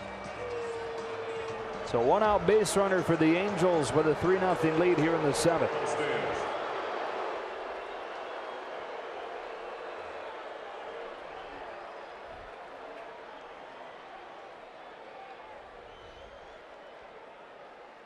And the 8-hitter Eric Young, who is 0 for 2. Angels only have 4 hits against Rich Hill. Able to take advantage of a walk. They got a run and a sacrifice fly. Strike one. This is unquestionably the best start of Rich Hill's season.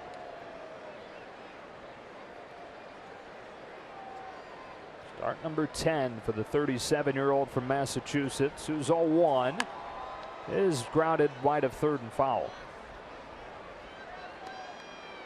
How about them Giants beating up on the Rockies 5-0 in the bottom of the 6th? Huh. Did you see the note yesterday that it's the largest gap in winning percentage between the Dodgers and the Giants ever? Wow.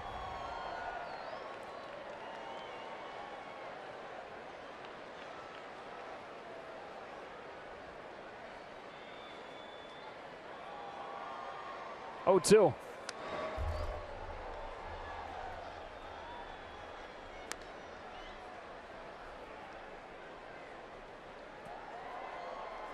Dodgers 10-game winning streak on the line right now. They've won 16 of 17, 24-6 over their last 30.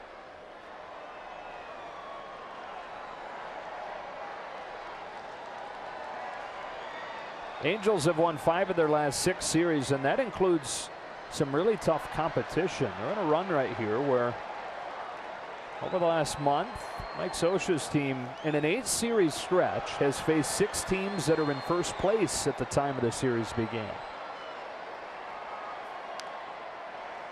They've gone 9-7 during that time.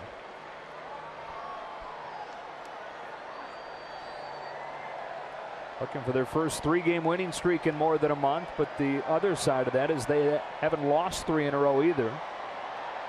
Down within 4 games of 500 all year. But now just trying to stay around there and waiting for Mike Trout to come back.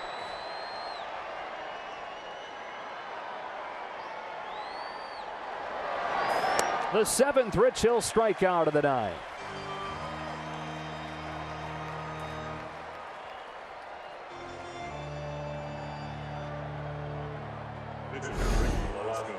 One of the 70% high fastballs that he throws. He doesn't have to go all the way up the ladder. He just gets it above the belt. Gets some good results. Luis Avila.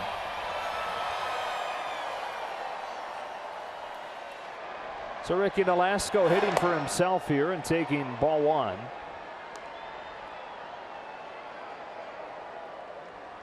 Nolasco's only thrown 80 pitches over his 6 shutout innings, so easy decision for Mike Scioscia.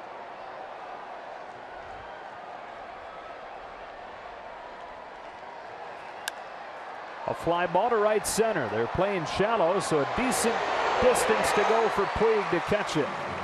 Rich Hill 7 full innings tonight. We stretch at Dodger Stadium, and the offense tries to find itself in a 3-0 hole.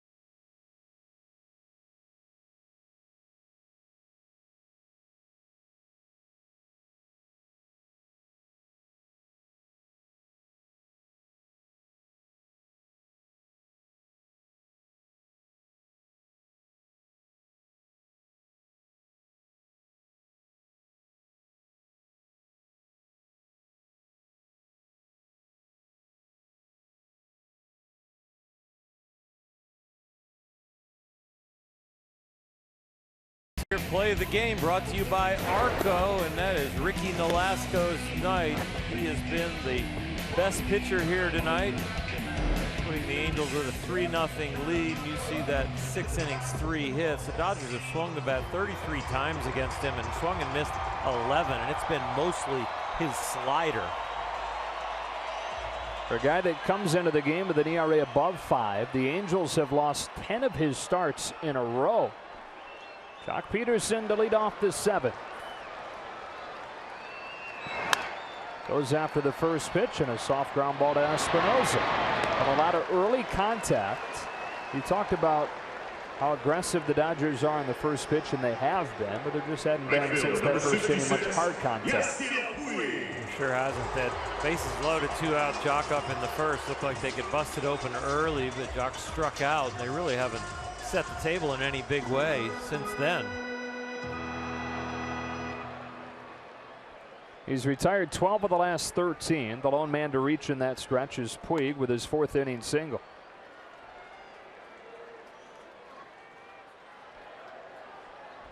Nolasco, the old Dodger in 2013. Puig hits it back to him, ricochets off him. Espinosa's only chance is a bare hand, and it pulls Pujols off the bag. Puig busting up that line, sore hamstring and all, and the Dodgers have a 1-out base runner. This ends up being a really close play. Albert goes up and can't keep his foot down. Yasiel sees it, the deflection, and has to turn it into another gear. Hopefully the leg is okay, but for now, he's safe. Kike Hernandez steps to the plate. With a pitcher's spot due next, you wonder if that may be filled by number 5 in a moment. Instead, it looks like Logan Forsythe headed up there. Corey Seager not yet ready to start and play short, but Dave Roberts has said in the right situation does feel comfortable using him as a pinch hitter. And there's a balancing act between using him and making sure that he will be healthy compared to not using him and thinking, can I retroactive the DL back to the last time he performed? So it's Hernandez, who yesterday hit a 2-run homer to open the Dodgers scoring. His 8th of the season, which is a career-high mark. Well, Kike has shown that he will use right field, and when he's doing that, he's staying on all the pitches. And that was his Achilles heel last year, pulling off the ball. Nolasco's first one to him is hit on the ground. Off for Nolasco again. That thing can roll for days. Yasiel Puig given the stop sign. Hernandez at second. And the Dodgers have life in the 7th.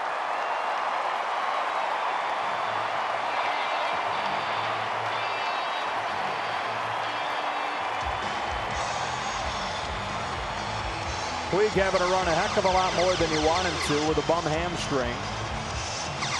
Guys will tell you that the hardest part about a bad hamstring is when you slow down. So striding it out a lot of times doesn't hurt you, as we see that ball deflect into the corner. Kike Hernandez, knowing and seeing everything in front of him, knows he's going to get a double right about there. Yasiel Puig waiting to see what's going on, gets held up by Chris Woodward, and then he holds up Kike Hernandez. One base coach at a time. Training staff out there taking a look at Nolasco, and they are going to take him out, it appears.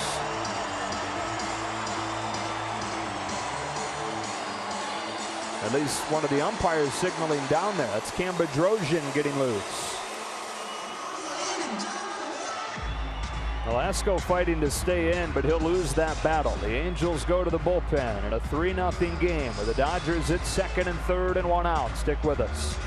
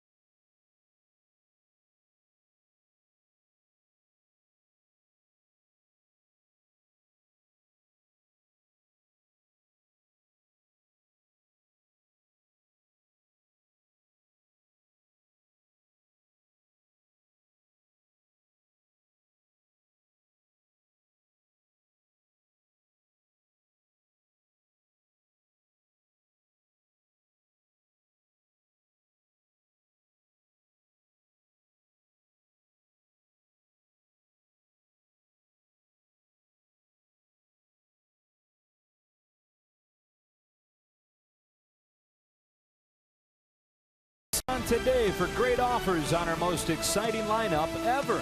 ShopChooseNissan.com. And by Carl's Jr., the baby back rib burger, only at Carl's Jr. Ricky Nolasco's night comes to a painful end. Back-to-back balls ricochet off of him. And that spotless line in question now with runners at second and third as he leaves and hands it off to Cam Bedrosian, who started this season as the Angels closer, but been running the DL with a groin injury. He's come back. He's been good. Well, you see 10 in the third innings, 15 strikeouts and only 2 walks. Opponents hitting .216. He has been good.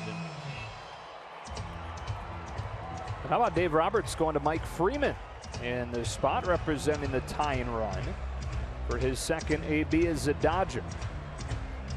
Looking at the left-handed bat against Bedrosian. Both these teams have been good playing from behind this year. The Angels second in the majors. The Dodgers one of the best as well. Had a come from behind win yesterday from down 5-0 to win it 12-6. This only a 3-0 hole. And with this team, are you ever surprised when they come back? You are not, and are you ever surprised when it's a new name that brings them back? They've had a lot of new guys inject energy. Looking forward for Mike Freeman right here. Went 0 for 1, but worked a heck of an at-bat before getting a productive out. Tying run at the plate in the 7th inning with Puig at third and Hernandez at second. Dodgers 10-game winning streak on the line here in the series opener against Anaheim. Bedrosian's first pitch. Well placed, strike one.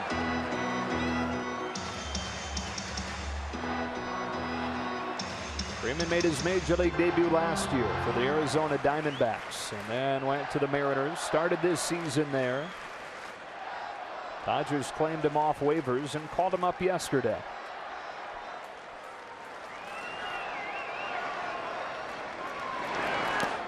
Freeman swings through on the bounces and he's behind 0-2.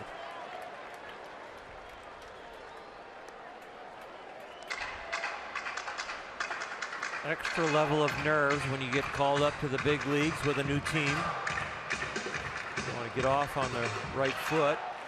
The right foot here would be driving in this run. Some flashing lights that we've seen players complain about beyond the batter's eye before this year.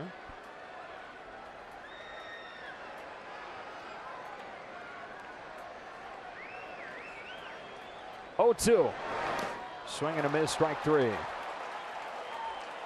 Bedrosian makes easy work of Mike Freeman. 2 gone in the 7th. Breaking ball and just a little too anxious, not making sure it's going to be a strike. So it is up to Chase Utley.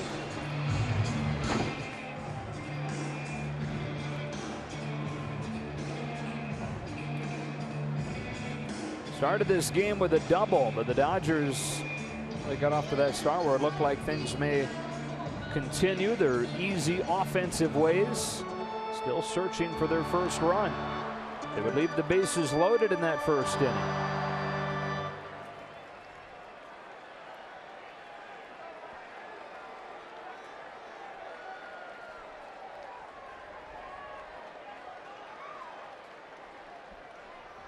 Dodgers are 0 for 6 with runners in scoring position. Another opportunity here in the 7th. Utley takes strike 1.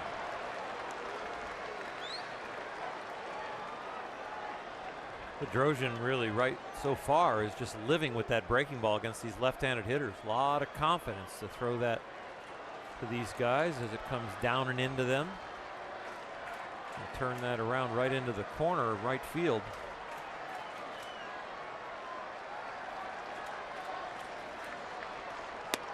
Inside, ball 1. Bullpen has been a strength for the Angels. Got pretty much a full rotation on the disabled list.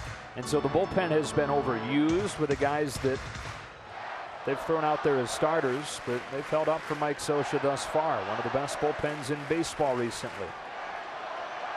Here comes a 1-1. A fastball is outside. 2 balls and a strike. Maldonado popped out of that stance, ready to gun down if Fernandez wandered too far. That's how aggressive he is. He'll throw down there to second with a runner at third.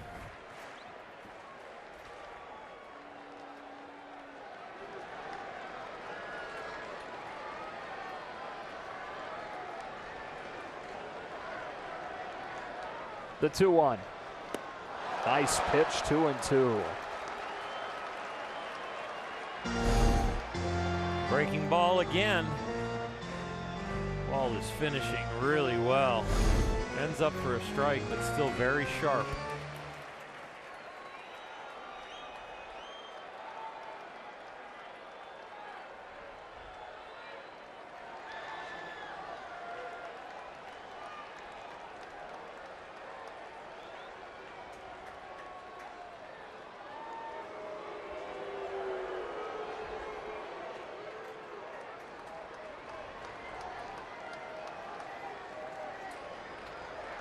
Rich Hill 7 full innings tonight, but no run support yet. Second and third, 2 out. And a 2-2 to Chase Utley.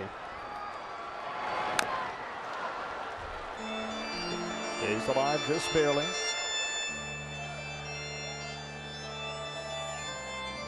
Bedrosian on 1 day off. Pitched an inning and 2/3 a day ago and threw 30 pitches, so he had to work hard.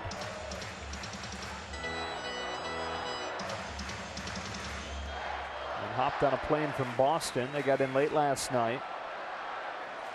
It's technically the continuation of a road trip for them. Went through New York and Boston, where they took 2 of 3 from both those teams. Another 2-2 to Chase Utley.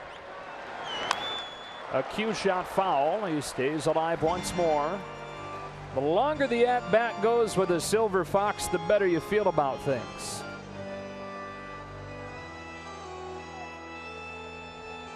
There's an old adage in pitching: if you're going to continually throw your breaking ball, with Bedrosian it's been the slider over and over and over again, you're giving the hitter a good read on it. And if you happen to hang one, expect for it to get hit. That's why you see setup pitches like the high fastball or something to change their eye line. Throw a fastball away off the plate so you can set up the breaking ball, but he continually goes with that slider.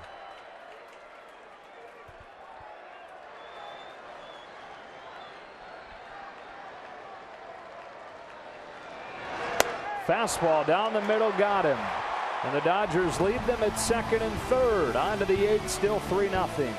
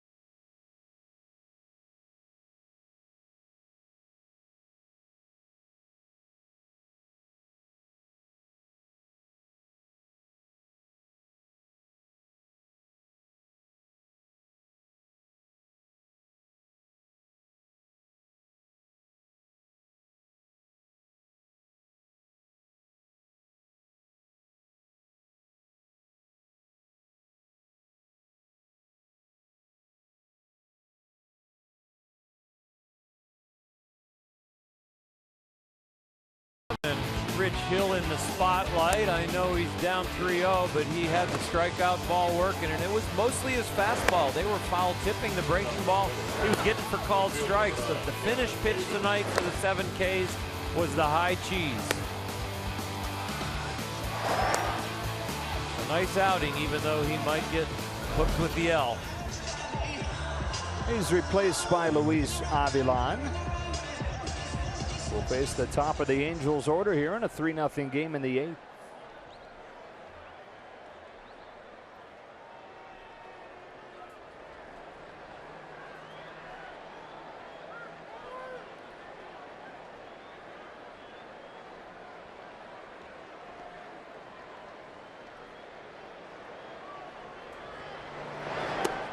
Ball 1 on Maben.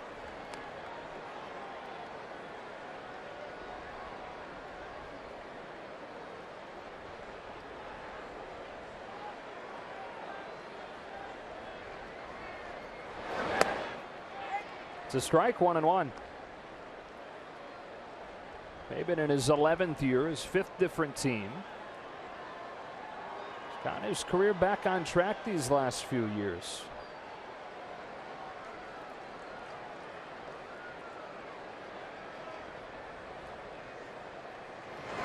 He was the 10th overall pick in 2005 of the Detroit Tigers and didn't waste much time in the minors. He debuted as the youngest player in the American League when he was 20.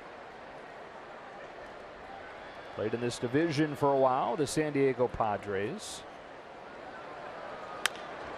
Chops one to short. Kike Hernandez on a short hop, able to get him.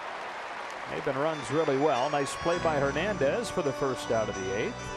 The summer 6-pack mini plan just got hotter with the announcement of the Cody Bellinger bobblehead giveaway on September 8th. Commemorate his historic home run pace. Customize your summer 6-pack around his bobblehead night. Go to Dodgers.com/mini plans.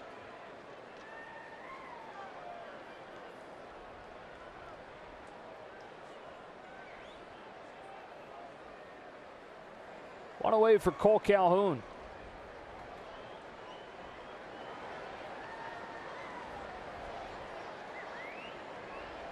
29 years old in his 6th year, all of them with the Angels. Signed an extension this offseason that has him wrapped up with a club option through 2020. Only organization he's ever known, and he said that he wanted to keep it that way. Not many guys get to play an entire career with just one team, and Calhoun, at least through his age 32 year, will be an Angel.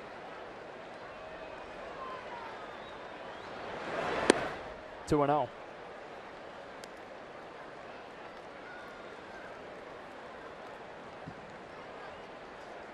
Definitely a piece that you want to keep if you're the Angels, and it's happy for him that he wanted to stay there. An aggressive player, he's a baseball grinder, and a very talented individual.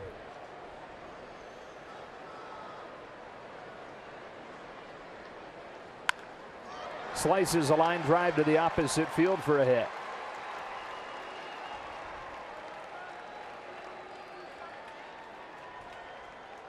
Oh, 1 out single for Calhoun, and here comes Pujols. Calhoun ties the hit column with the Dodgers at 5 each. Really, the story of the game has been the Angels have hit with some runners in scoring position, and the Dodgers are 0 for 7 with runners in scoring position and have left 7 guys on.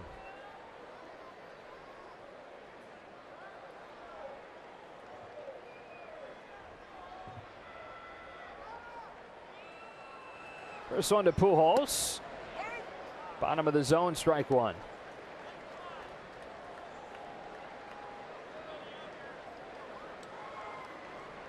Albert, born in the Dominican, moved to the U.S. when he was 16. First New York City, and then relocated to Independence, Missouri.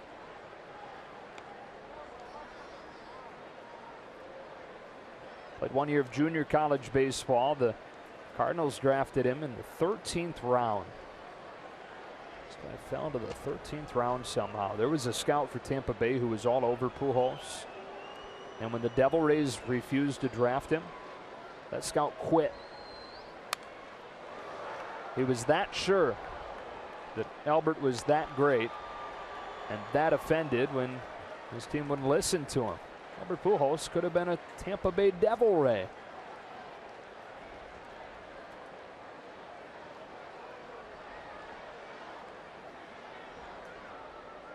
Talk about weird mental pictures. Albert in a Rays uniform with a Trop. Yeah. Reaches out and flips a flare that'll sink in front of Puig for a base hit. Calhoun headed for third. Puig's throw got him!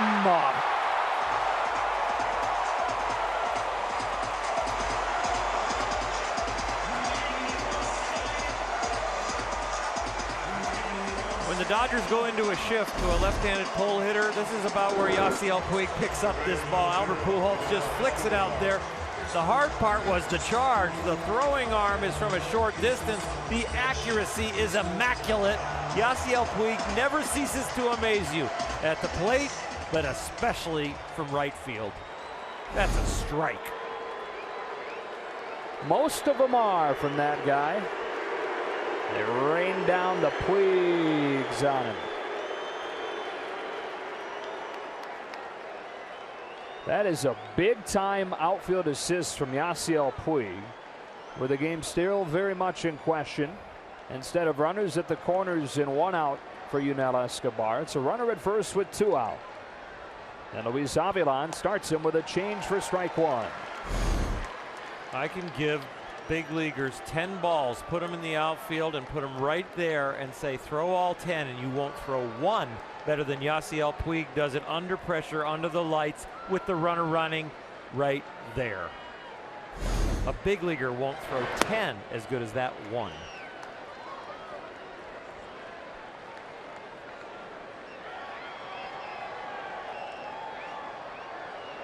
That's ridiculous. And it's ridiculous in the context that that's what happens almost every time. That firm and that accurate. When you see somebody test him, I don't know what your reaction is, but mine at least is, here we go. and I was actually thinking where he picked that ball up and where the runner was that he should almost eat it and not throw it. And then I forgot, you know, Yasiel can do that. Just misses, 3-1.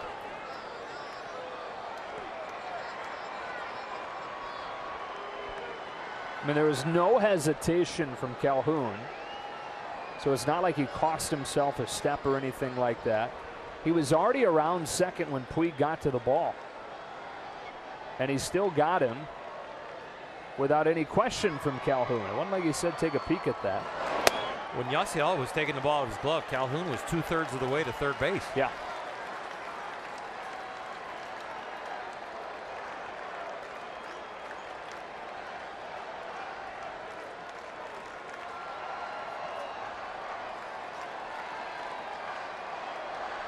Full count on Escobar with Pujols at first and 2 gone in the 8th. Hit down the right field line. Puig on the move, out of room.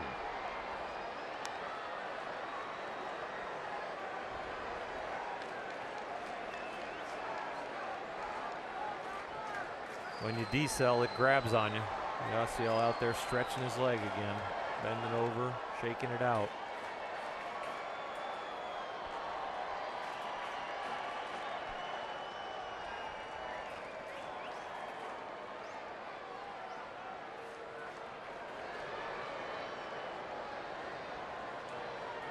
Pujols runs again, and Escobar swings over a changeup. See if that Puig bullet can get the Dodgers some momentum headed to the plate in the 8th inning. This is almost the expectation now. Don't you dare run on Yasiel Puig.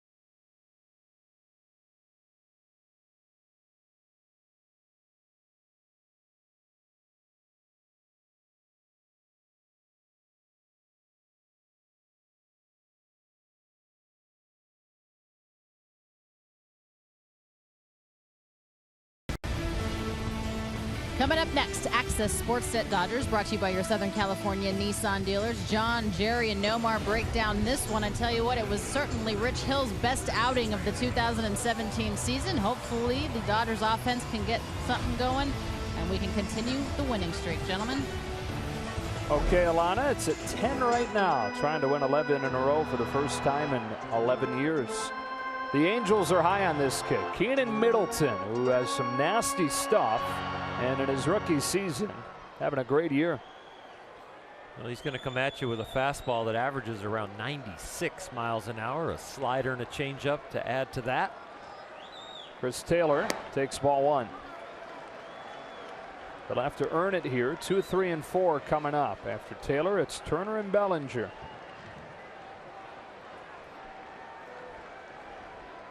His third inning double, one of the 5 Dodger hits. They've had opportunities, left him loaded in the first, left him at second and third last inning. Off of the hands, shallow center, Maben on to make the catch.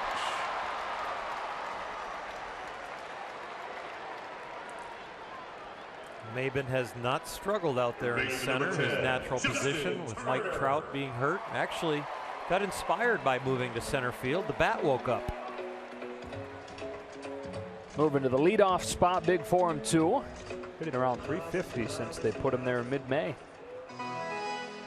Bases empty, one gone, Justin Turner.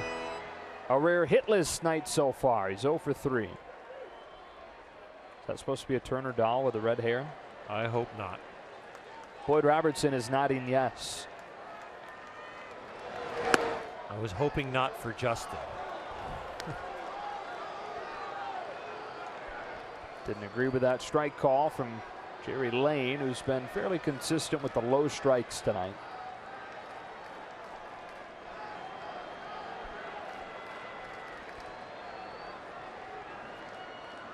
Middleton pitches 0-1, and Turner cuts and misses at a slider that disappears. 0-2.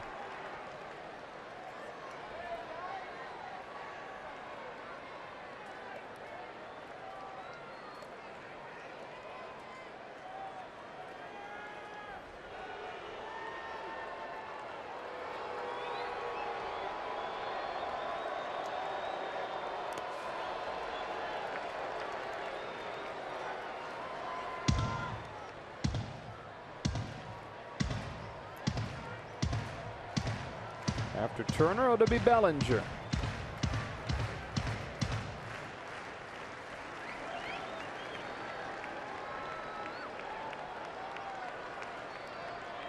'23-year-old Keenan Middleton from Oregon, ready for this 1-2 to Turner. Fastball, protected foul. 99 miles an hour on the corner. That's just a great piece of hitting to still be standing up there from Justin Turner. Middleton has thrown him an 89 mile an hour slider, now backs it up with a 99 mile an hour fastball. As a hitter, you got to say, okay, if that's a slider, I better take it. Oh, it's a fastball, I got to fight it off. Chokes up with 2 strikes, and the velocity Middleton has. Muscles it to left center. Maben started back and adjusts to catch it. 2 out. This young man has electric stuff. First baseman number 35. You got a nice little side-winding delivery that kind of hides the ball, and then as he comes at you kind of easy, all of a sudden the ball just explodes out of his hand. He's kind of got the swagger to match too. Some budding confidence for Middleton as he's pitching in bigger and bigger spots. Right to the teeth of the Dodger lineup here, trying to keep it 3-0. Bellinger's 0 for 2, walking a pair of strikeouts against Nolasco. Strike one. Power against power at 98 with a fastball. You're wondering about the 9th inning for the Angels. It's kind of been matchup based for Mike Scioscia.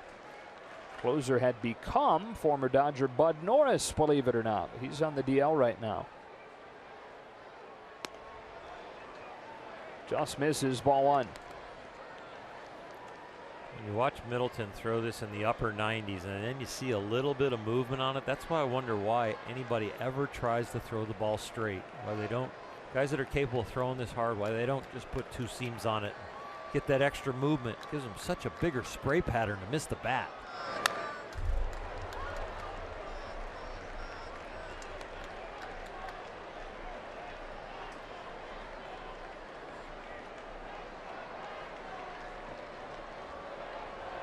Big leaguer can time a bullet. If the ball starts on one path and stays on that path, you give them an opportunity to square it up. This ball starts on one path and moves from it.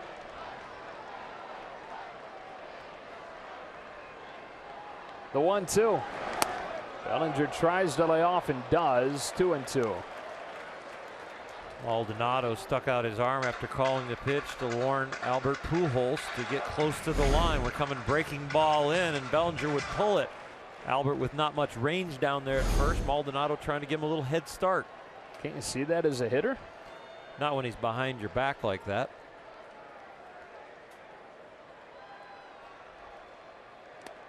Foul tipped into the mid. Keenan Middleton continues to be impressive for the Angels.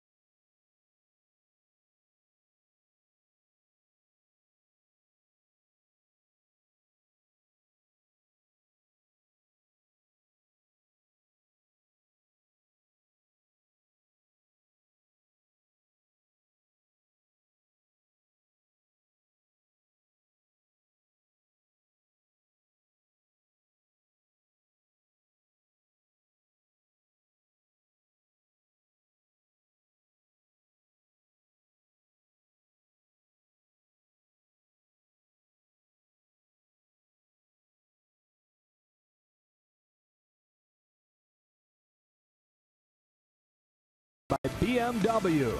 See a Southern California BMW Center today for exceptional offers, or visit SoCalBMW.com. And by Spider-Man Homecoming in theaters July 7th.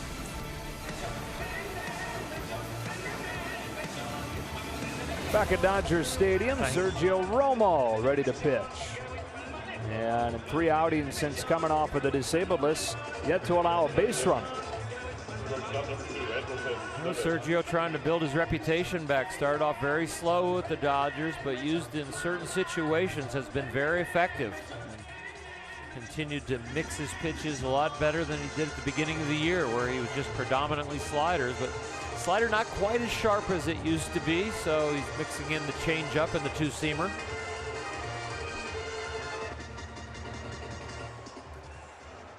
Looking ahead to the 9th inning for the Dodgers, they'll have Grandal, Peterson, and Puig due up, with Corey Seager still available off the bench.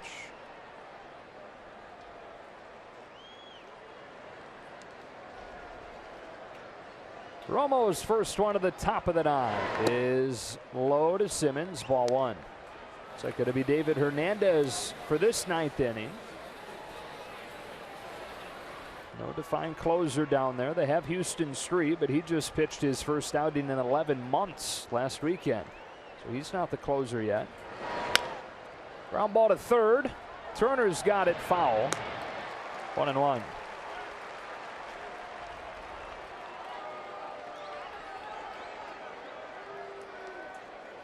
Justin arguing that he got that when it was fair. That's home plate umpire Jerry Lane's call because it hasn't crossed the third base bag.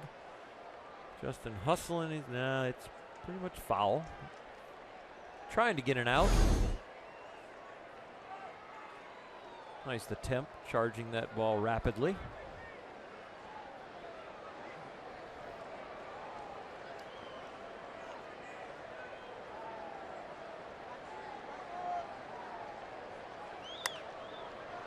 Flipped in the air to left. Chris Taylor, a long run is there.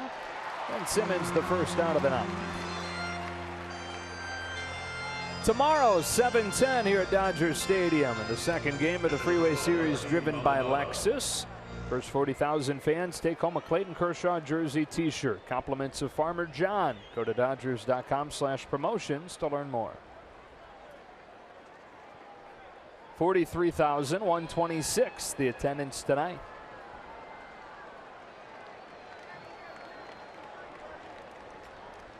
Maldonado's 0 for 3. 2 strikeouts and a lineout.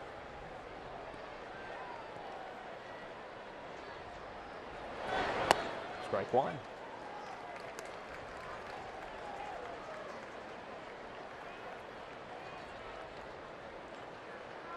Jesse Chavez, Kenta Maeda, the pitching matchup tomorrow.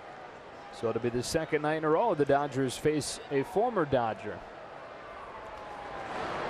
Hopefully better luck against Chavez than they had against Nolasco.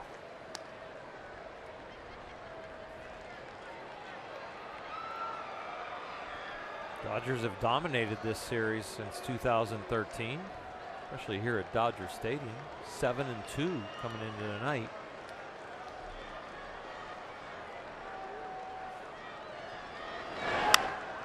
Ripped towards the left field corner, and Maldonado is homered. 8th of the year, and the Angels lead 4-0.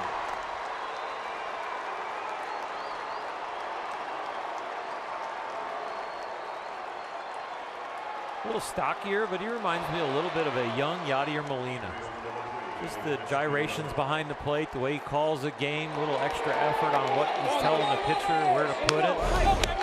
Very much looking like he's a situational hitter, trying to think along with the pitcher that he's facing.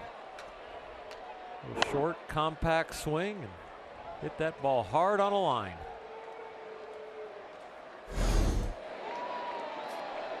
And makes it so one swing can't beat the Angels in the bottom of the 9th inning without some work ahead of it.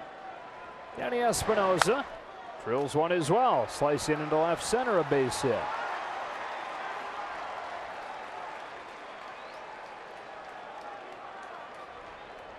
Fielder number 8, Eric Young Jr.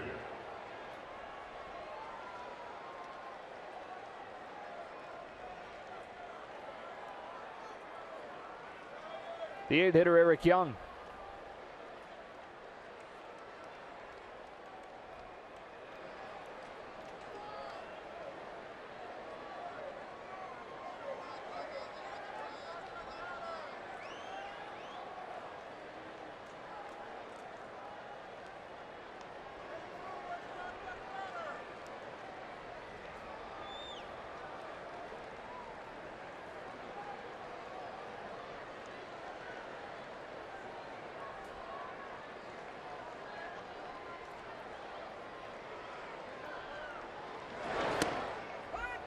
That's a strike. It's a little two-seamer that Sergio needs to get. Can't pitch with that up in the strike zone at 86 miles an hour, but down there by the knees will set up his slider. Have a pitch that's low that goes in 2 directions.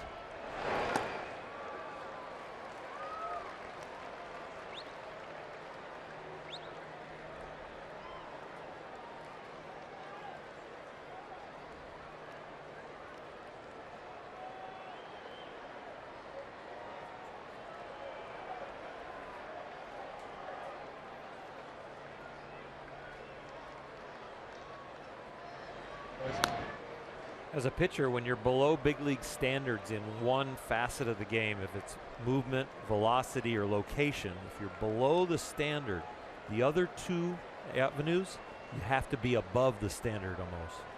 So Sergio's below velocity, so he has to be above on location and above on movement. You can be 3 average,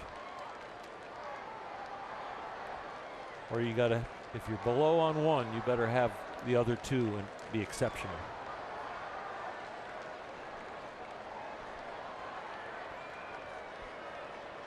Home with a 1-2, and it gets him swinging.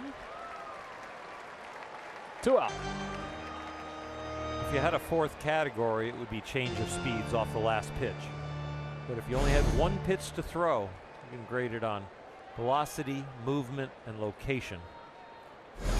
Give me a second pitch, and I'll take the changing of the speeds. And the most important, really, is location.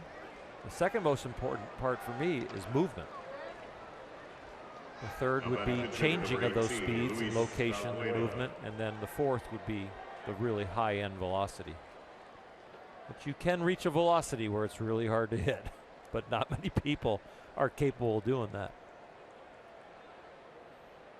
Luis Valbuena pinch hitting.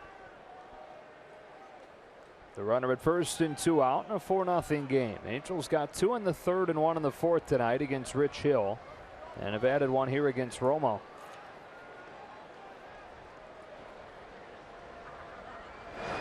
Valbuena, a 10-year Major League veteran. First season with the Angels. He's bounced from the Mariners to the Indians to the Cubs and spent the last 2 years in Houston.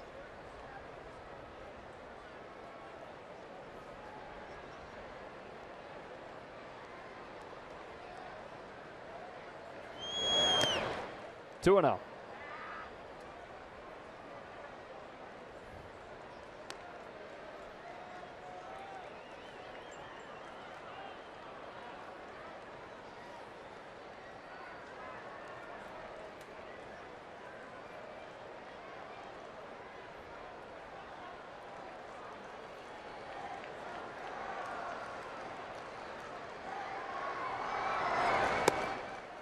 Three balls, no strikes on Valbuena.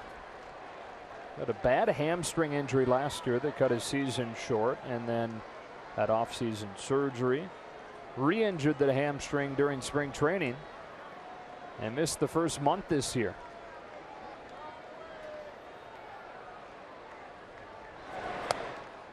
Four-pitch walk, and they're at first and second.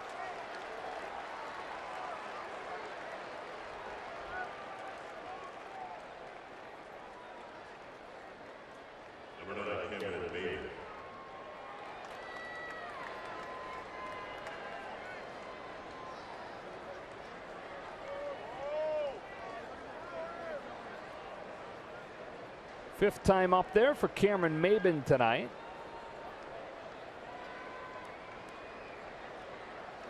He and Valbuena and Eric Young Jr., Danny Espinosa. So all a bunch of guys that Angels have pulled in later in their careers, hoping to have bounce backs from, and have gotten them. Of course, Maben's began a little bit before. Last year split between the Braves and the Tigers. But having one of his best seasons this year. That's a strike, 1-1. Turned 30 on opening day in his 11th year now. Tigers and the Marlins and the Padres. The Braves back to the Tigers. Pops this one back. See if Grandal has room. He does, and the inning ends. Maldonado homers and makes it 4-0. Grandal will lead off the bottom of the ninth. Then it's Peterson. Then it's Puig. Down 4.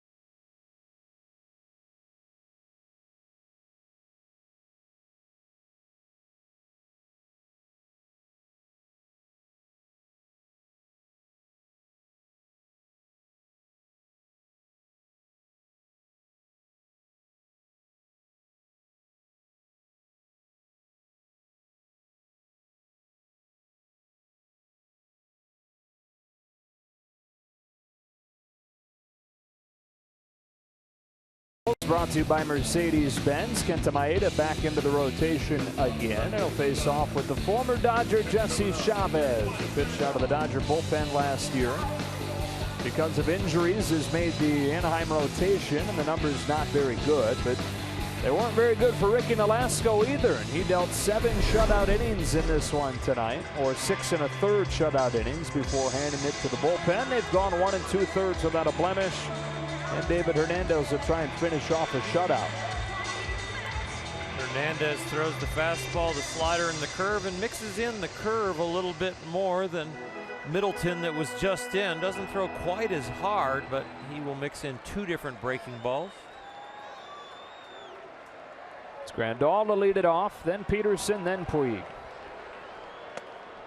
Ball 1. Dodgers have been shut out 4 times this year. The only time they've been shut out here, second night of the season. Clayton Richard of the Padres went 8 innings before Brad Hand pitched the 9th. And a 4-0 San Diego win.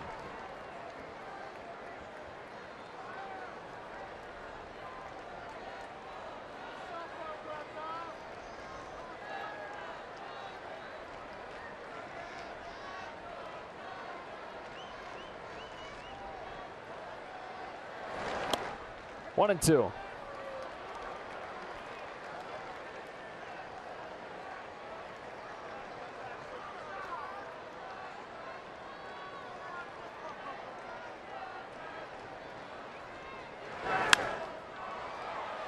That'll reach the seats.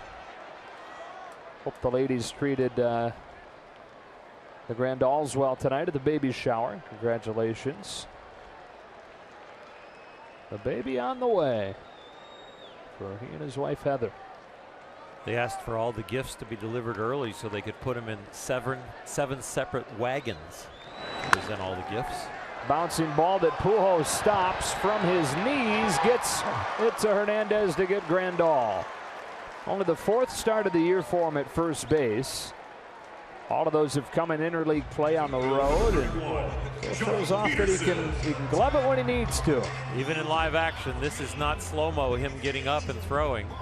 It is a struggle for Albert to move around on those feet that have been so damaged over the years. He sucks it up on a daily basis with the pain that he has to go through to get out there and hit and sometimes play a little defense. He's dealt with injuries on a daily basis the last 5 years or so. The feet, the knees, the back. Something every day. Stuff of legend what he goes through to get ready. 4-0 in the 9th inning. Jock Peterson with the bases empty and 1 out. Talk about the Dodgers going 0 for 7 with runners in scoring position tonight. Missed opportunities, but also go back to a couple of balls that just missed getting out of here. Justin Turner flied out to the track in the 1st inning.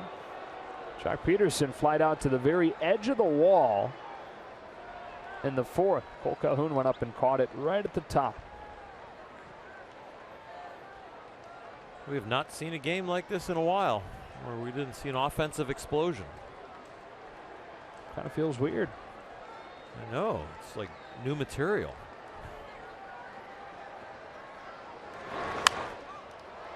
One and 1.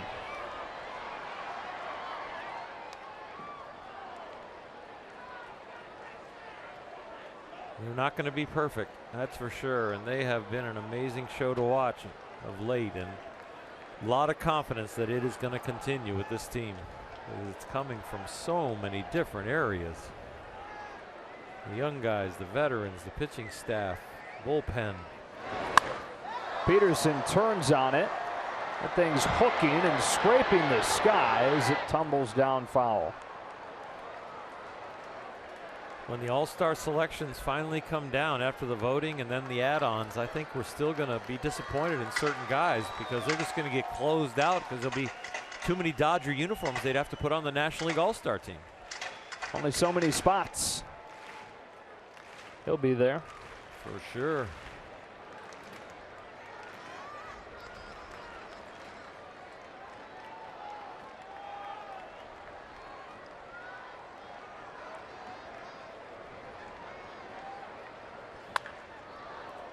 That's what I think. I think, you know, you got a chance to have Kenley Jansen, Clayton Kershaw. And then I skip right almost because of the biggest story to Cody Bellinger. And now you're thinking about, okay, now Alex Wood and Justin Turner might get overlooked. They might lose spots because if you go with the biggest, youngest story, it could be Bellinger. You go with the guy that's always there and should be there, it's Kershaw. And you haven't mentioned Seager. And Seager is outperforming Cozart, but he's winning the voting. So the way to expand the team is people need to get out and vote for Corey Seager because he belongs on the team as the starting shortstop. Good take, 2-2. Those two should be all-stars right there sitting next to each other.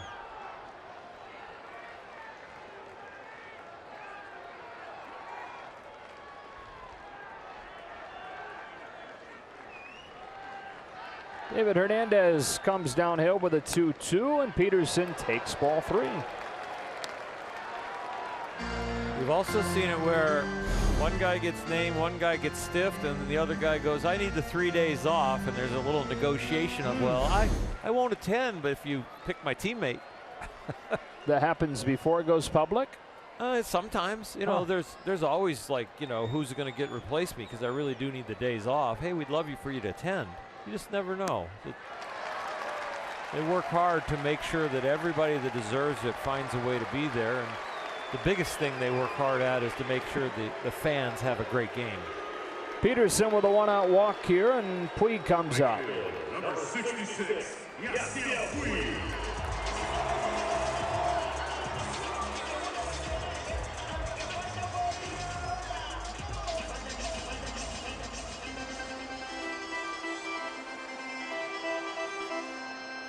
Yasiel has 2 of the 5 Dodger hits tonight. Also has a amazing outfield assist.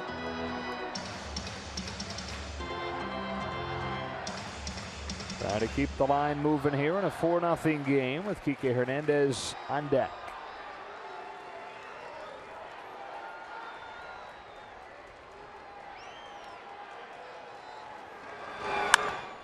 Off of the end of the bat, and this could do it. There's 1 and 2. And the Dodger winning streak ends at 10 as the Angels win the series opener 4-0. Pretty solid outing by Rich Hill, really the best of the year. And after that, the bats were just silent. When they set the table, they couldn't get them in. And I don't think that'll happen very often the rest of the year. Time for the Lexus player of the game. It is Ricky Nolasco. Pitching against his old team, and 6 1/3 shutout innings tonight to snap the Dodgers winning streak and snap the Angels losing streak in his own starts. They had dropped 10 consecutive Ricky Nolasco starts before this one. Second time the Dodgers have been shut out at home this year, and in the winning streak. For Orl and Alana, Joe Davis saying so long from Dodger Stadium. Stay tuned. Access Sportsnet brought to you by your Southern California Nissan dealers starts right now.